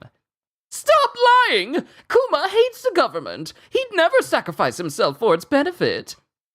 There's no point in yelling at me. I don't know what kind of deal he struck with the government, but he was still self-aware until a few days ago. But now he doesn't even remember being human. He's a living corpse. He's just a human weapon monster that takes orders from the government. He's Pacifista PX0. Forget what happened in the past between you two. As Kuma prepares to blast both Ivankov and Luffy. And he blasts the both of them and they just barely manage to get out of the way. Kuma! What happened to you these last few years? We'll never see each other again. Farewell. And those are the last words to to Luffy from Kuma. He did say that. And then there's a pop sound as Kuma's behind Luffy and Ivankov in the midst of Kuma's candies and the other prisoners. Huh? Hey! Hey! Look out! Pad cannon. As Kuma launches a pad cannon that goes through many of Ivankov's crew. Darn you, Kuma! Face Spectrum! And Ivankov's face starts moving at such a high speed that it's almost as if there's after images of Ivankov all in front of Kuma. Galaxy! And And from this massive tirade, this cavalcade of facial features, eye winkings, just barrage Kuma all over with winks from every direction. Hee-haw! How dare you hurt my darling little candy boys? Don't expect me to go easy on you anymore! As Ivankov drop kicks Kuma. You don't see many drop kicks in animes and mangas all that much. Just a straight up, I'm gonna launch my whole body at you feet first. You don't see that many drop kicks. We need more drop kicks in the world today. Just anywhere. Not just in anime, we need them everywhere. There's nothing that can surpass just a good old drop kick. Maybe a Shoryuken, but a drop kick is eternal. Whoa! He's strong! This is the first time in my life anyone ever forgot my face. Yeah, makes sense. I don't care if you lost your memory. How could you have forgotten how scary I can be? I'll just have to beat those memories back into you. Prepare yourself! I've got this. The rest of you help Straw Hat Boy and back him up. Yes, sir! As a bunch of Okamas accompany Luffy, while Ivankov fends off against Kuma. Head for the platform! Yeah! Not since Might Guy. See, here's the thing. Might Guy usually uses like 1 foot with dynamic entry and then Night Guy. But when it comes to just straight up double-legged drop kicks, we need more of those.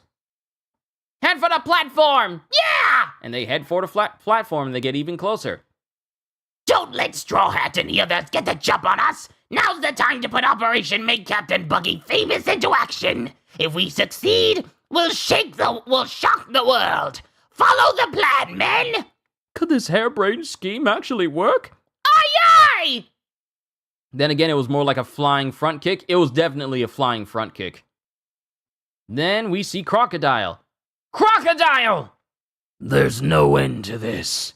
As Crocodile and Mr. One take down a whole bunch of pirates because Crocodile still intends to take out Whitebeard.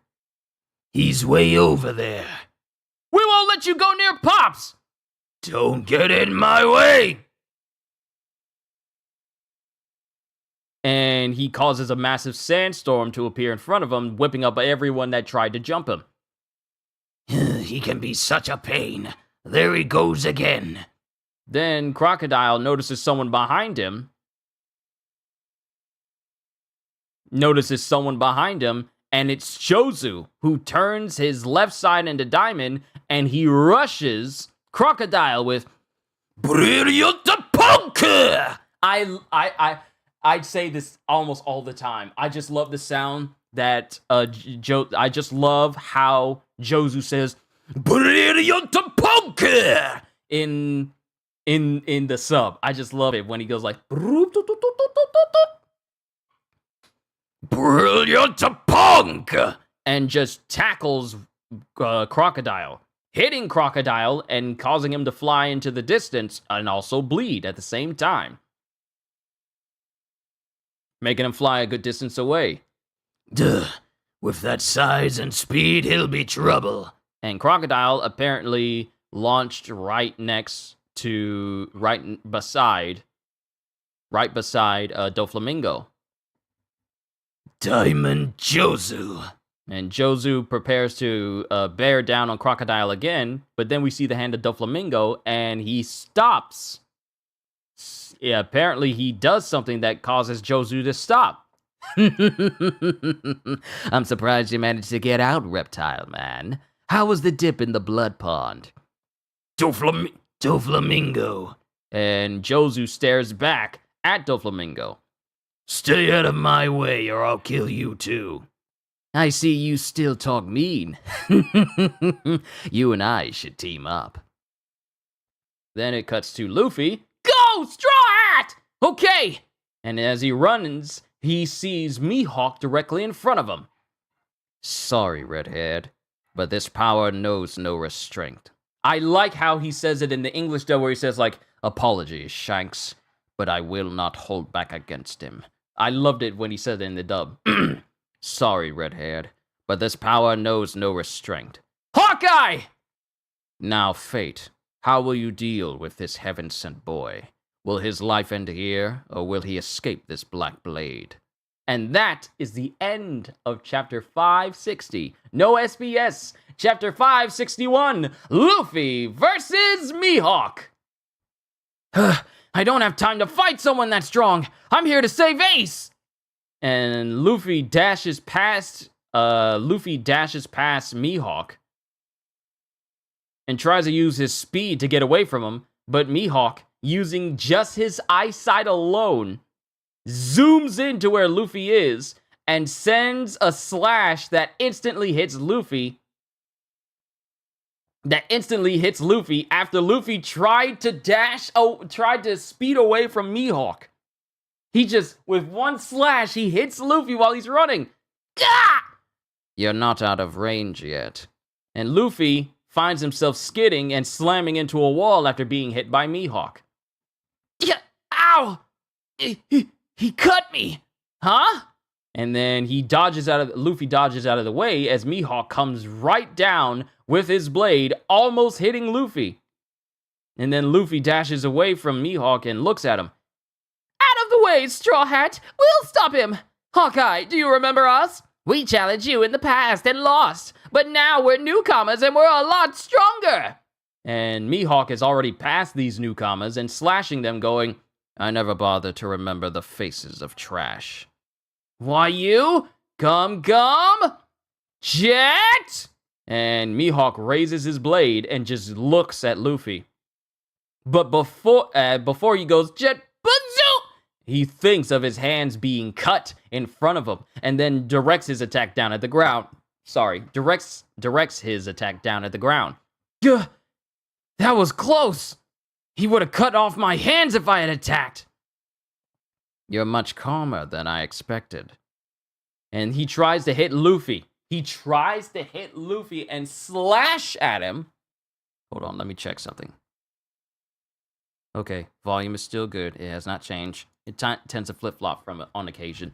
He tries to slash Luffy, and Luffy dodges, but as Luffy's looking back, everyone is awestruck as the slash that Mihawk used to try and hit Luffy slices off the entirety of the upper half of the giant tsunami that was bearing down on Marineford.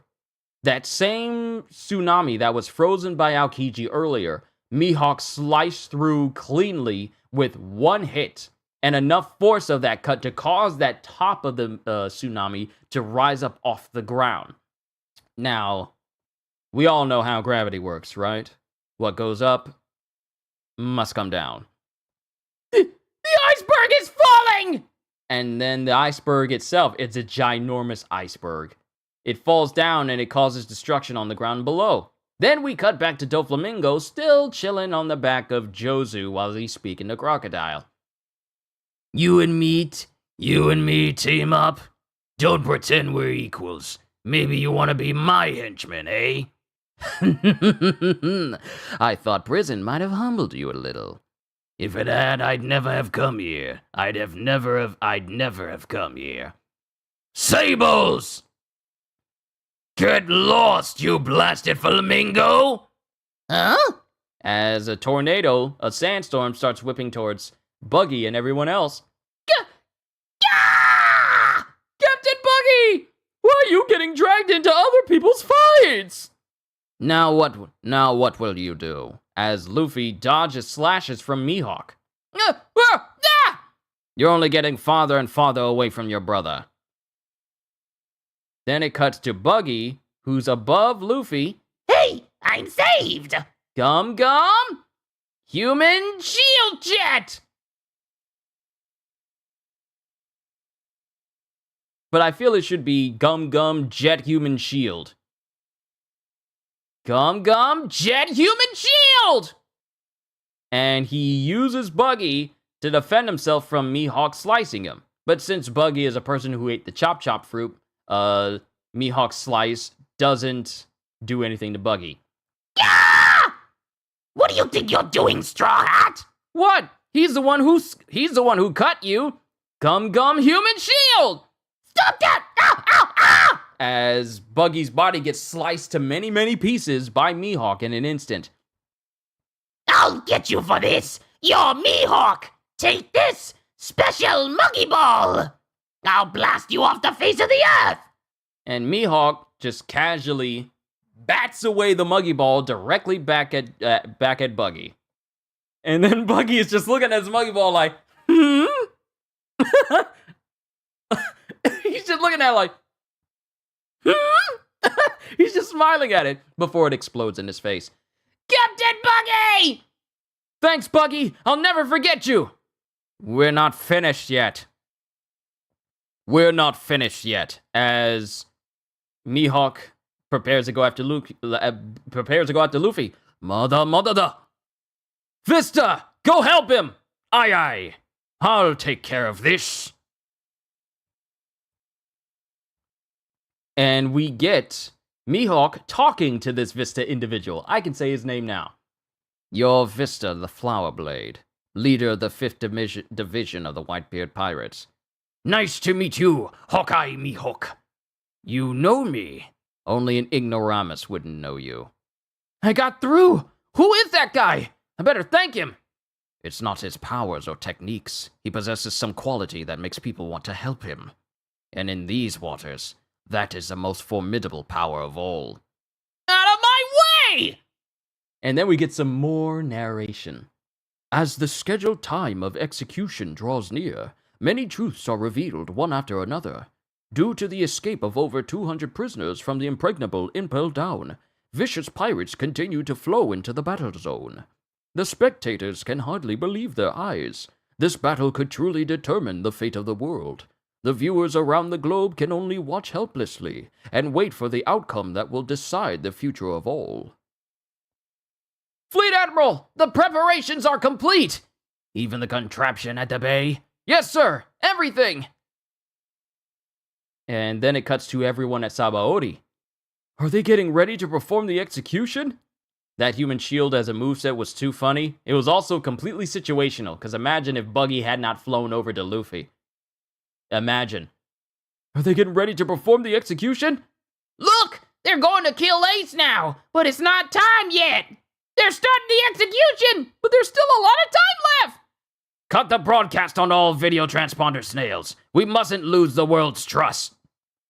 Literally saying, like, what we're about to show would make people lose. They're saying, like, we can't lose the world's trust if they see what we're about to do. So it means that the Navy's about to do something shady. Why would they cut the feed? Cut the broadcast on all video transponder snails. We mustn't lose the world's trust. The shock of what's about to happen might shatter the trust people have in us. There's no need to broadcast this tragedy to the rest of the world. They're really gonna execute Ace early? Ace! In a few hours, the inhabitants of the world need only know that we were victorious. That is all. Look at the bay! Something's coming up! And then something starts to move all around the bay where everyone is. They're not our people. The Navy's forces are coming from behind the ice. What are they? So those are the government's human weapons. Those are the Kuma guys from back at Sabaody. There's so many of them. Kuma! About an hour and a half into the battle, the forces of the Navy make their move. The tide of battle shifts quickly as the final stage draws near. And we cut to Sentomaru, who shows up with an army of pacifistas. All right, men. We've waited long enough. Our time has come. It's literally a whole army of pacifistas. And that is the end of chapter 561. We got a question corner featuring the voice of Sanji, and then we can move on to the final chapter of this volume. The voice of Sanji, Hiroaki Hirata. Hello, how do you do? It's time for our 5th voice actor question corner. Who is it this time? Yes, it's our favorite pervert cook, Sanji's voice. He's actually really good at cooking, and he's a real pervert too. If only he'd keep his mouth shut, people would think he's cool. Hiroaki Hirata in the house! And now, to fulfill everyone's hopes, here's Hirata! Yo, here I am. It's finally my turn, isn't it? Oh, hey, beautiful ladies. Oh, Nami, are you watching me? I'm doing the question corner right now. Ugh! Wait, what is that? Didn't you write that line somewhere? Did I? I don't remember that at all. Anyway, here are the postcards. So let's do the SBS question corner and... Hold on just a second. Do the usual. I always read this part, you know. What happened to your usual questioning about what SBS stands for? I'm done with that. You guys do nothing but try to poke fun at it anyway. Oh, Mr. Hirata's getting depressed. Okay, fine. Okay, fine. And then do you know what SBS stands for? What? Why would you ask me that all of a sudden? Huge grin. Man, good question. Whatever, you probably didn't think of anything. Just tell me now. Hirata. Whoops. Don't know. You really didn't think of anything? Not even one letter matched. Preview for next voice actors SBS, Chopper, and Robin. Ikoue Otani and Yuriko Yamaguchi. Let's try coming up with cute and strange questions for Chopper. Intelligent but easy questions for Robin. That's the end of the SBS. Final chapter of this volume. Chapter 562, Whirl Spider Squad. Warlord Bartholomew Kuma! But why are there so many of them? What's going on? What a coincidence. Eric Vale, the voice of Sanji's dub voice, is also a good cook. Beautiful. What's going on? Those are the people who wreaked havoc here in the Sabaody archipelago. Look at all those Bartholomew Kumas. Is any of them the real Kuma? But there are a lot more this time. There must be 20 of them now. HQ, we have big news. I've heard rumors from time to time. Dr. Vegapunk has been developing human weapons. He sent his experimental drones into battle. But why do they all look like Kuma? Old man, this wasn't the plan. I thought we were going to come out after you trapped all of the pirates in the bay. They're still all spread out. The Navy is trying to trap us in the bay! This is why Pops told us to destroy the warships on the sides. He knew this would happen. Thanks to that, they can't surround us. The wings may be out of action, but we can still attack them from the front and rear. Proceed as planned and aim for the pirates. Start with the ones that are not in the target area. We're bound to lose some of our warships. Are you sure? Just keep the damage to a minimum. Let's go! I don't know what's going on, but we're not going to die that easily! And one pirate tries to hit his giant club over the head of one of the pacifistas, and that weapon breaks. After which the pacifista proceeds to blast this pirate point blank. What? Then the other pacifistas start, just Hulk jumping into the air as they start blasting all the other pirates all over the place. Go, pacifistas! And we just see explosions envelop the entire area. They're killing friend and foe alike. Ignore the enemy at our back. Invade the plaza and finish this. As the rest of Whitebeard's crew rush into the plaza. All hands, retreat from the ice. Do not allow the pirates to enter the plaza. And then all the Navy soldiers start running indoors. Corner them, pacifistas. Die! And after one pirate shoots a pacifista in the face with a bazooka, this pacifista is untouched and proceeds to blast him. What's going on? It's not like they're even human. Are they immortal? Then the feed starts to cut out. The feed starts to cut out for everyone at Sabaody. Hey, the video! After the broadcast has been cut, activate the encirclement wall. Then we'll execute Ace and capture all the pirates at the same time. Yes, sir. Ace is in danger! I gotta hurry!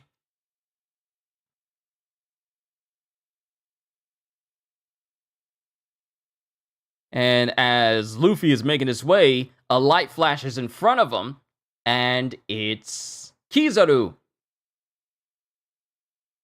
Furidashi ni modori na yo.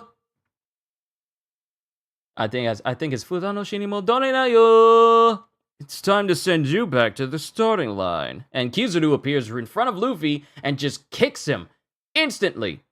And he goes skipping like a stone, and Jinbei catches him. Luffy! Jinbei! The admirals are coming out now! They're strong, but we must advance!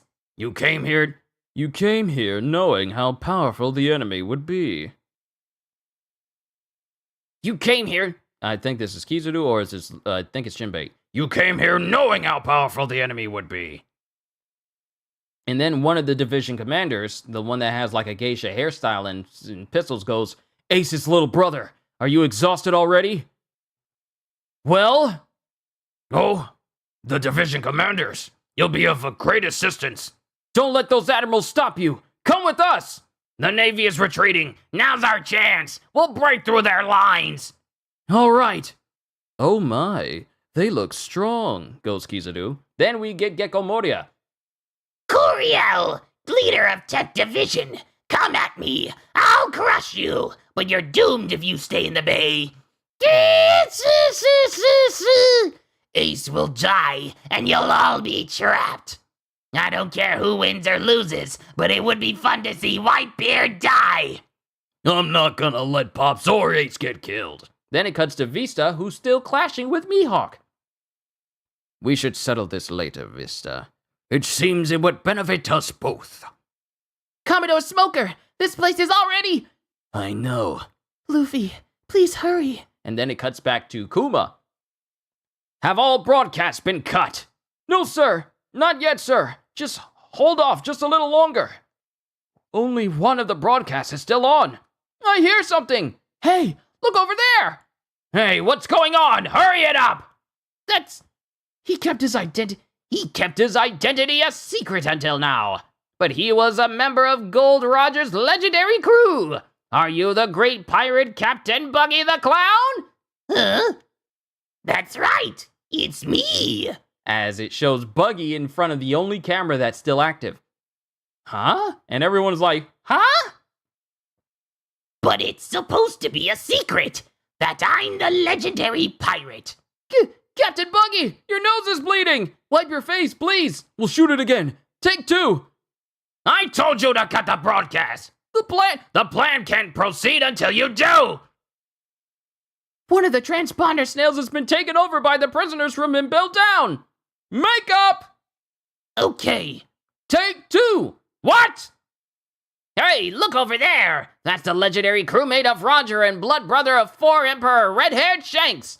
Are you the great pirate Captain Buggy the Clown? Yeah, that's me. Make them stop right now! Like they don't want to see Buggy. Ah, look out! They found us! Run for it! You just got cut to pieces by Hawkeye, Mihawk, and now you're fine. Who are you? me. I'm Buggy, the legendary one. Blow them to pieces! What's happening in the battle? Why did the other broadcasts get cut? Let us see Ace. Show us that army of Bartholomew Kumas. They don't want to see Buggy at all. No one wants to see Buggy at all. They're not interested in Buggy. They don't even care. They don't even care. Like, the man literally just said that he was on the ship of Gold Roger, which would normally catch the attention of people. He's the blood brother of Shanks, which would normally catch the attention of people. And they're all like, we don't care about you at all! And everyone else knows that Buggy's a fraud. Let us see Ace! Show us that army of Bartholomew Kumas! Don't mind the flank. Keep moving forward! As they get more pirates get blasted by Kumas, by pacifistas. No one cares for that made in China pirate. I never heard it put that way. That's, king of fraudulence. Ozzy, that is perfect. Hello, Buggy here. And you got a smiley face with Groucho Marx glasses on. That's perfect. And then we have Whitebeard. Squad, you're all right. I was trying to get a hold of you. Sorry about that, Pops. Our pirates in the rear are getting savaged. They'll come at us with everything they've got. If they're trying to hem us in from behind, then we'll just keep advancing. I'm going out to fight soon. Our only hope is to keep moving forward. Yes, we're all indebted to you. I dedicated my life to the Whitebeard pirates long ago. And then Marco looks back. Huh? They're squared. And then, without a single word being spoken, we see Squard drive his sword straight through Whitebeard. Everyone is shocked to see, shocked and horrified to see Whitebeard being impaled right through the abdomen. Whitebeard sees himself being stabbed, obviously. Ace sees it. Marco sees it. Luffy sees it. We see the sword go out from his back. Jozu sees it. Jinbei sees it. And we cut back to Ace's up-close face.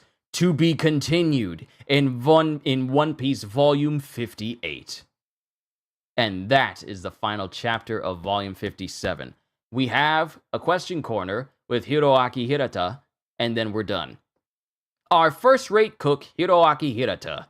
Reader, Mr. Hirata, I think you have already been fused in body and mind with Sanji, but what really is going on with Sanji's mystical left eye? Can you draw it? And then my top measurement is 92. 92?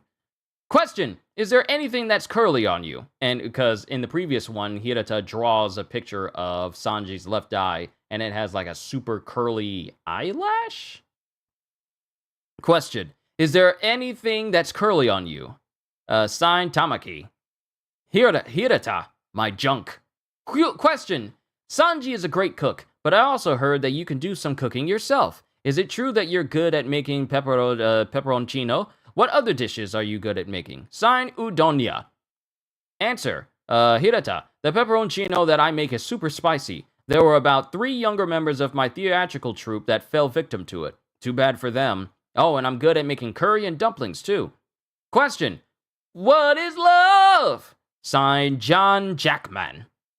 Hirata, sweet trials and tribulations. Tribulations. One Piece. Question, are you perverted like Sanji? How do you treat the other people you act with? But before that, take this. Negative Hollow! Signed a courage hero.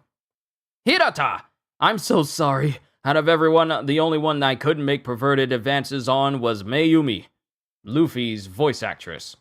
Understandable. Question, marry me! I'm so much cuter than Nami or Robin. I'd do anything for Sanji's voice actor. See? That's when you know your voice carries your riz. When you can get people that say, I want to marry you, because the voice is that good.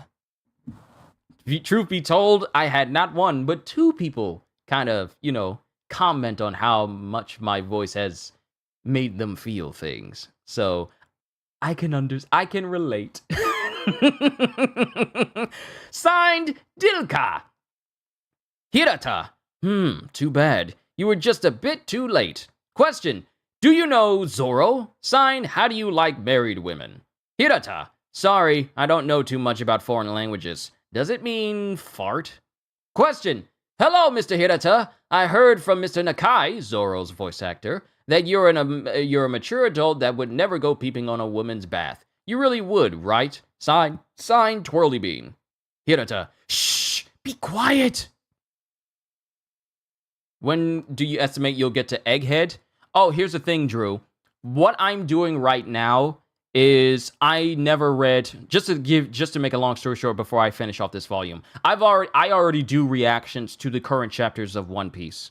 So when we come out of break on July 17th, which is on Sunday, we will get back to the more current chapters of One Piece. I've been reacting to One Piece ever since Whole Cake Island. I'm doing a series now to have me read through every single chapter of One Piece that leads up to where I started doing reactions so I can have the entirety of One Piece on the channel. But I've already started way ahead in the future for those volumes. But let's keep talk about that to a minimum so that way it doesn't spoil anyone who's watching this and has never gotten into One Piece, Drew. Let's just keep that on the hush hush. Let's keep it on the hush hush. But I've been reacting and doing chapters on One Piece for years. I can say that. I've been doing it for years. So yeah, I got all those chapters. This is just for the first half of One Piece. Everything I've done is for the later half. Well, more than the later half. But I'm going to stop on volume 82. Volume 82 will be my final read through, and then I'll have read every single chapter of One Piece. Every single one, and reacted to it, and did like a series on it. But back to it. Hello, Mr. Hirata. I heard from Mr. Nakai, Zoro's voice actor, that you're a mature adult that would never go peeping in a woman's bath. You really would, right? Signed, Twirlybeam. Hirata. Shh, be quiet. I'm in the women's bath right now. Question. Look, there's a man with the perfect feminine body, but with junk and a woman with the face of a middle-aged man right in front of you. Which one will you choose? As a man, you'll pick that one, right? Huh? That one. That one? Hirata. Yes, that one too. Question. If you hadn't become a voice actor, what would you have become? Signed, love your last line said to Zeph. Hirata. A train driver. Either that or a manga creator that also works as a voice actor. Question. Bro, wait! Whew! Glad I caught up with you. Here's the smutty mag that you'd lent me. Bye! Sign Yucho.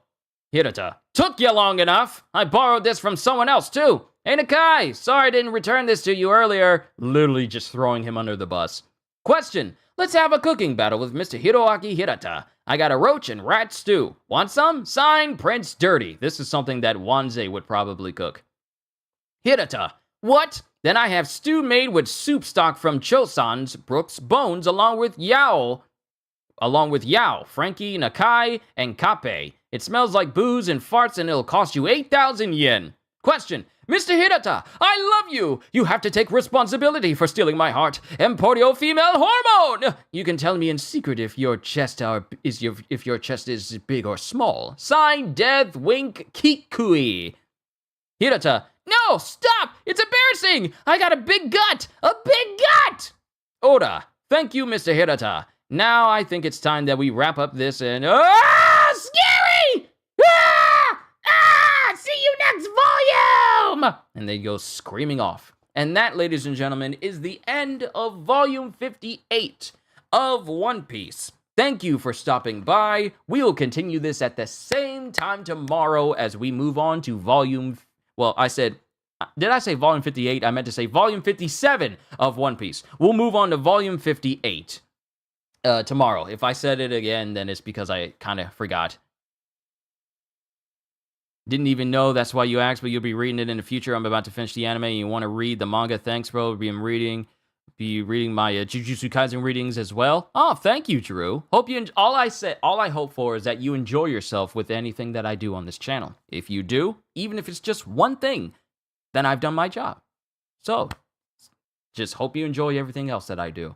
But we're done, ladies and gentlemen. Thank you for enjoying my dramatic reading of One Piece. I look forward to seeing you all again as we continue with volume 58. I hope you enjoyed the voices. I hope you enjoyed the dramatics. I hope you enjoyed the atmosphere, because I enjoy doing it for me and for you, because this is entertainment for me. All I can say at the end of the day is, hope you all enjoyed. Can't wait to see you all in my next video. And if you enjoyed what you saw here today, and this does help the channel, then please like, subscribe, and share this stream with everyone you know, because the more the merrier. And because I am always looking forward to entertaining you. So have a fantastic day, and once again, as always,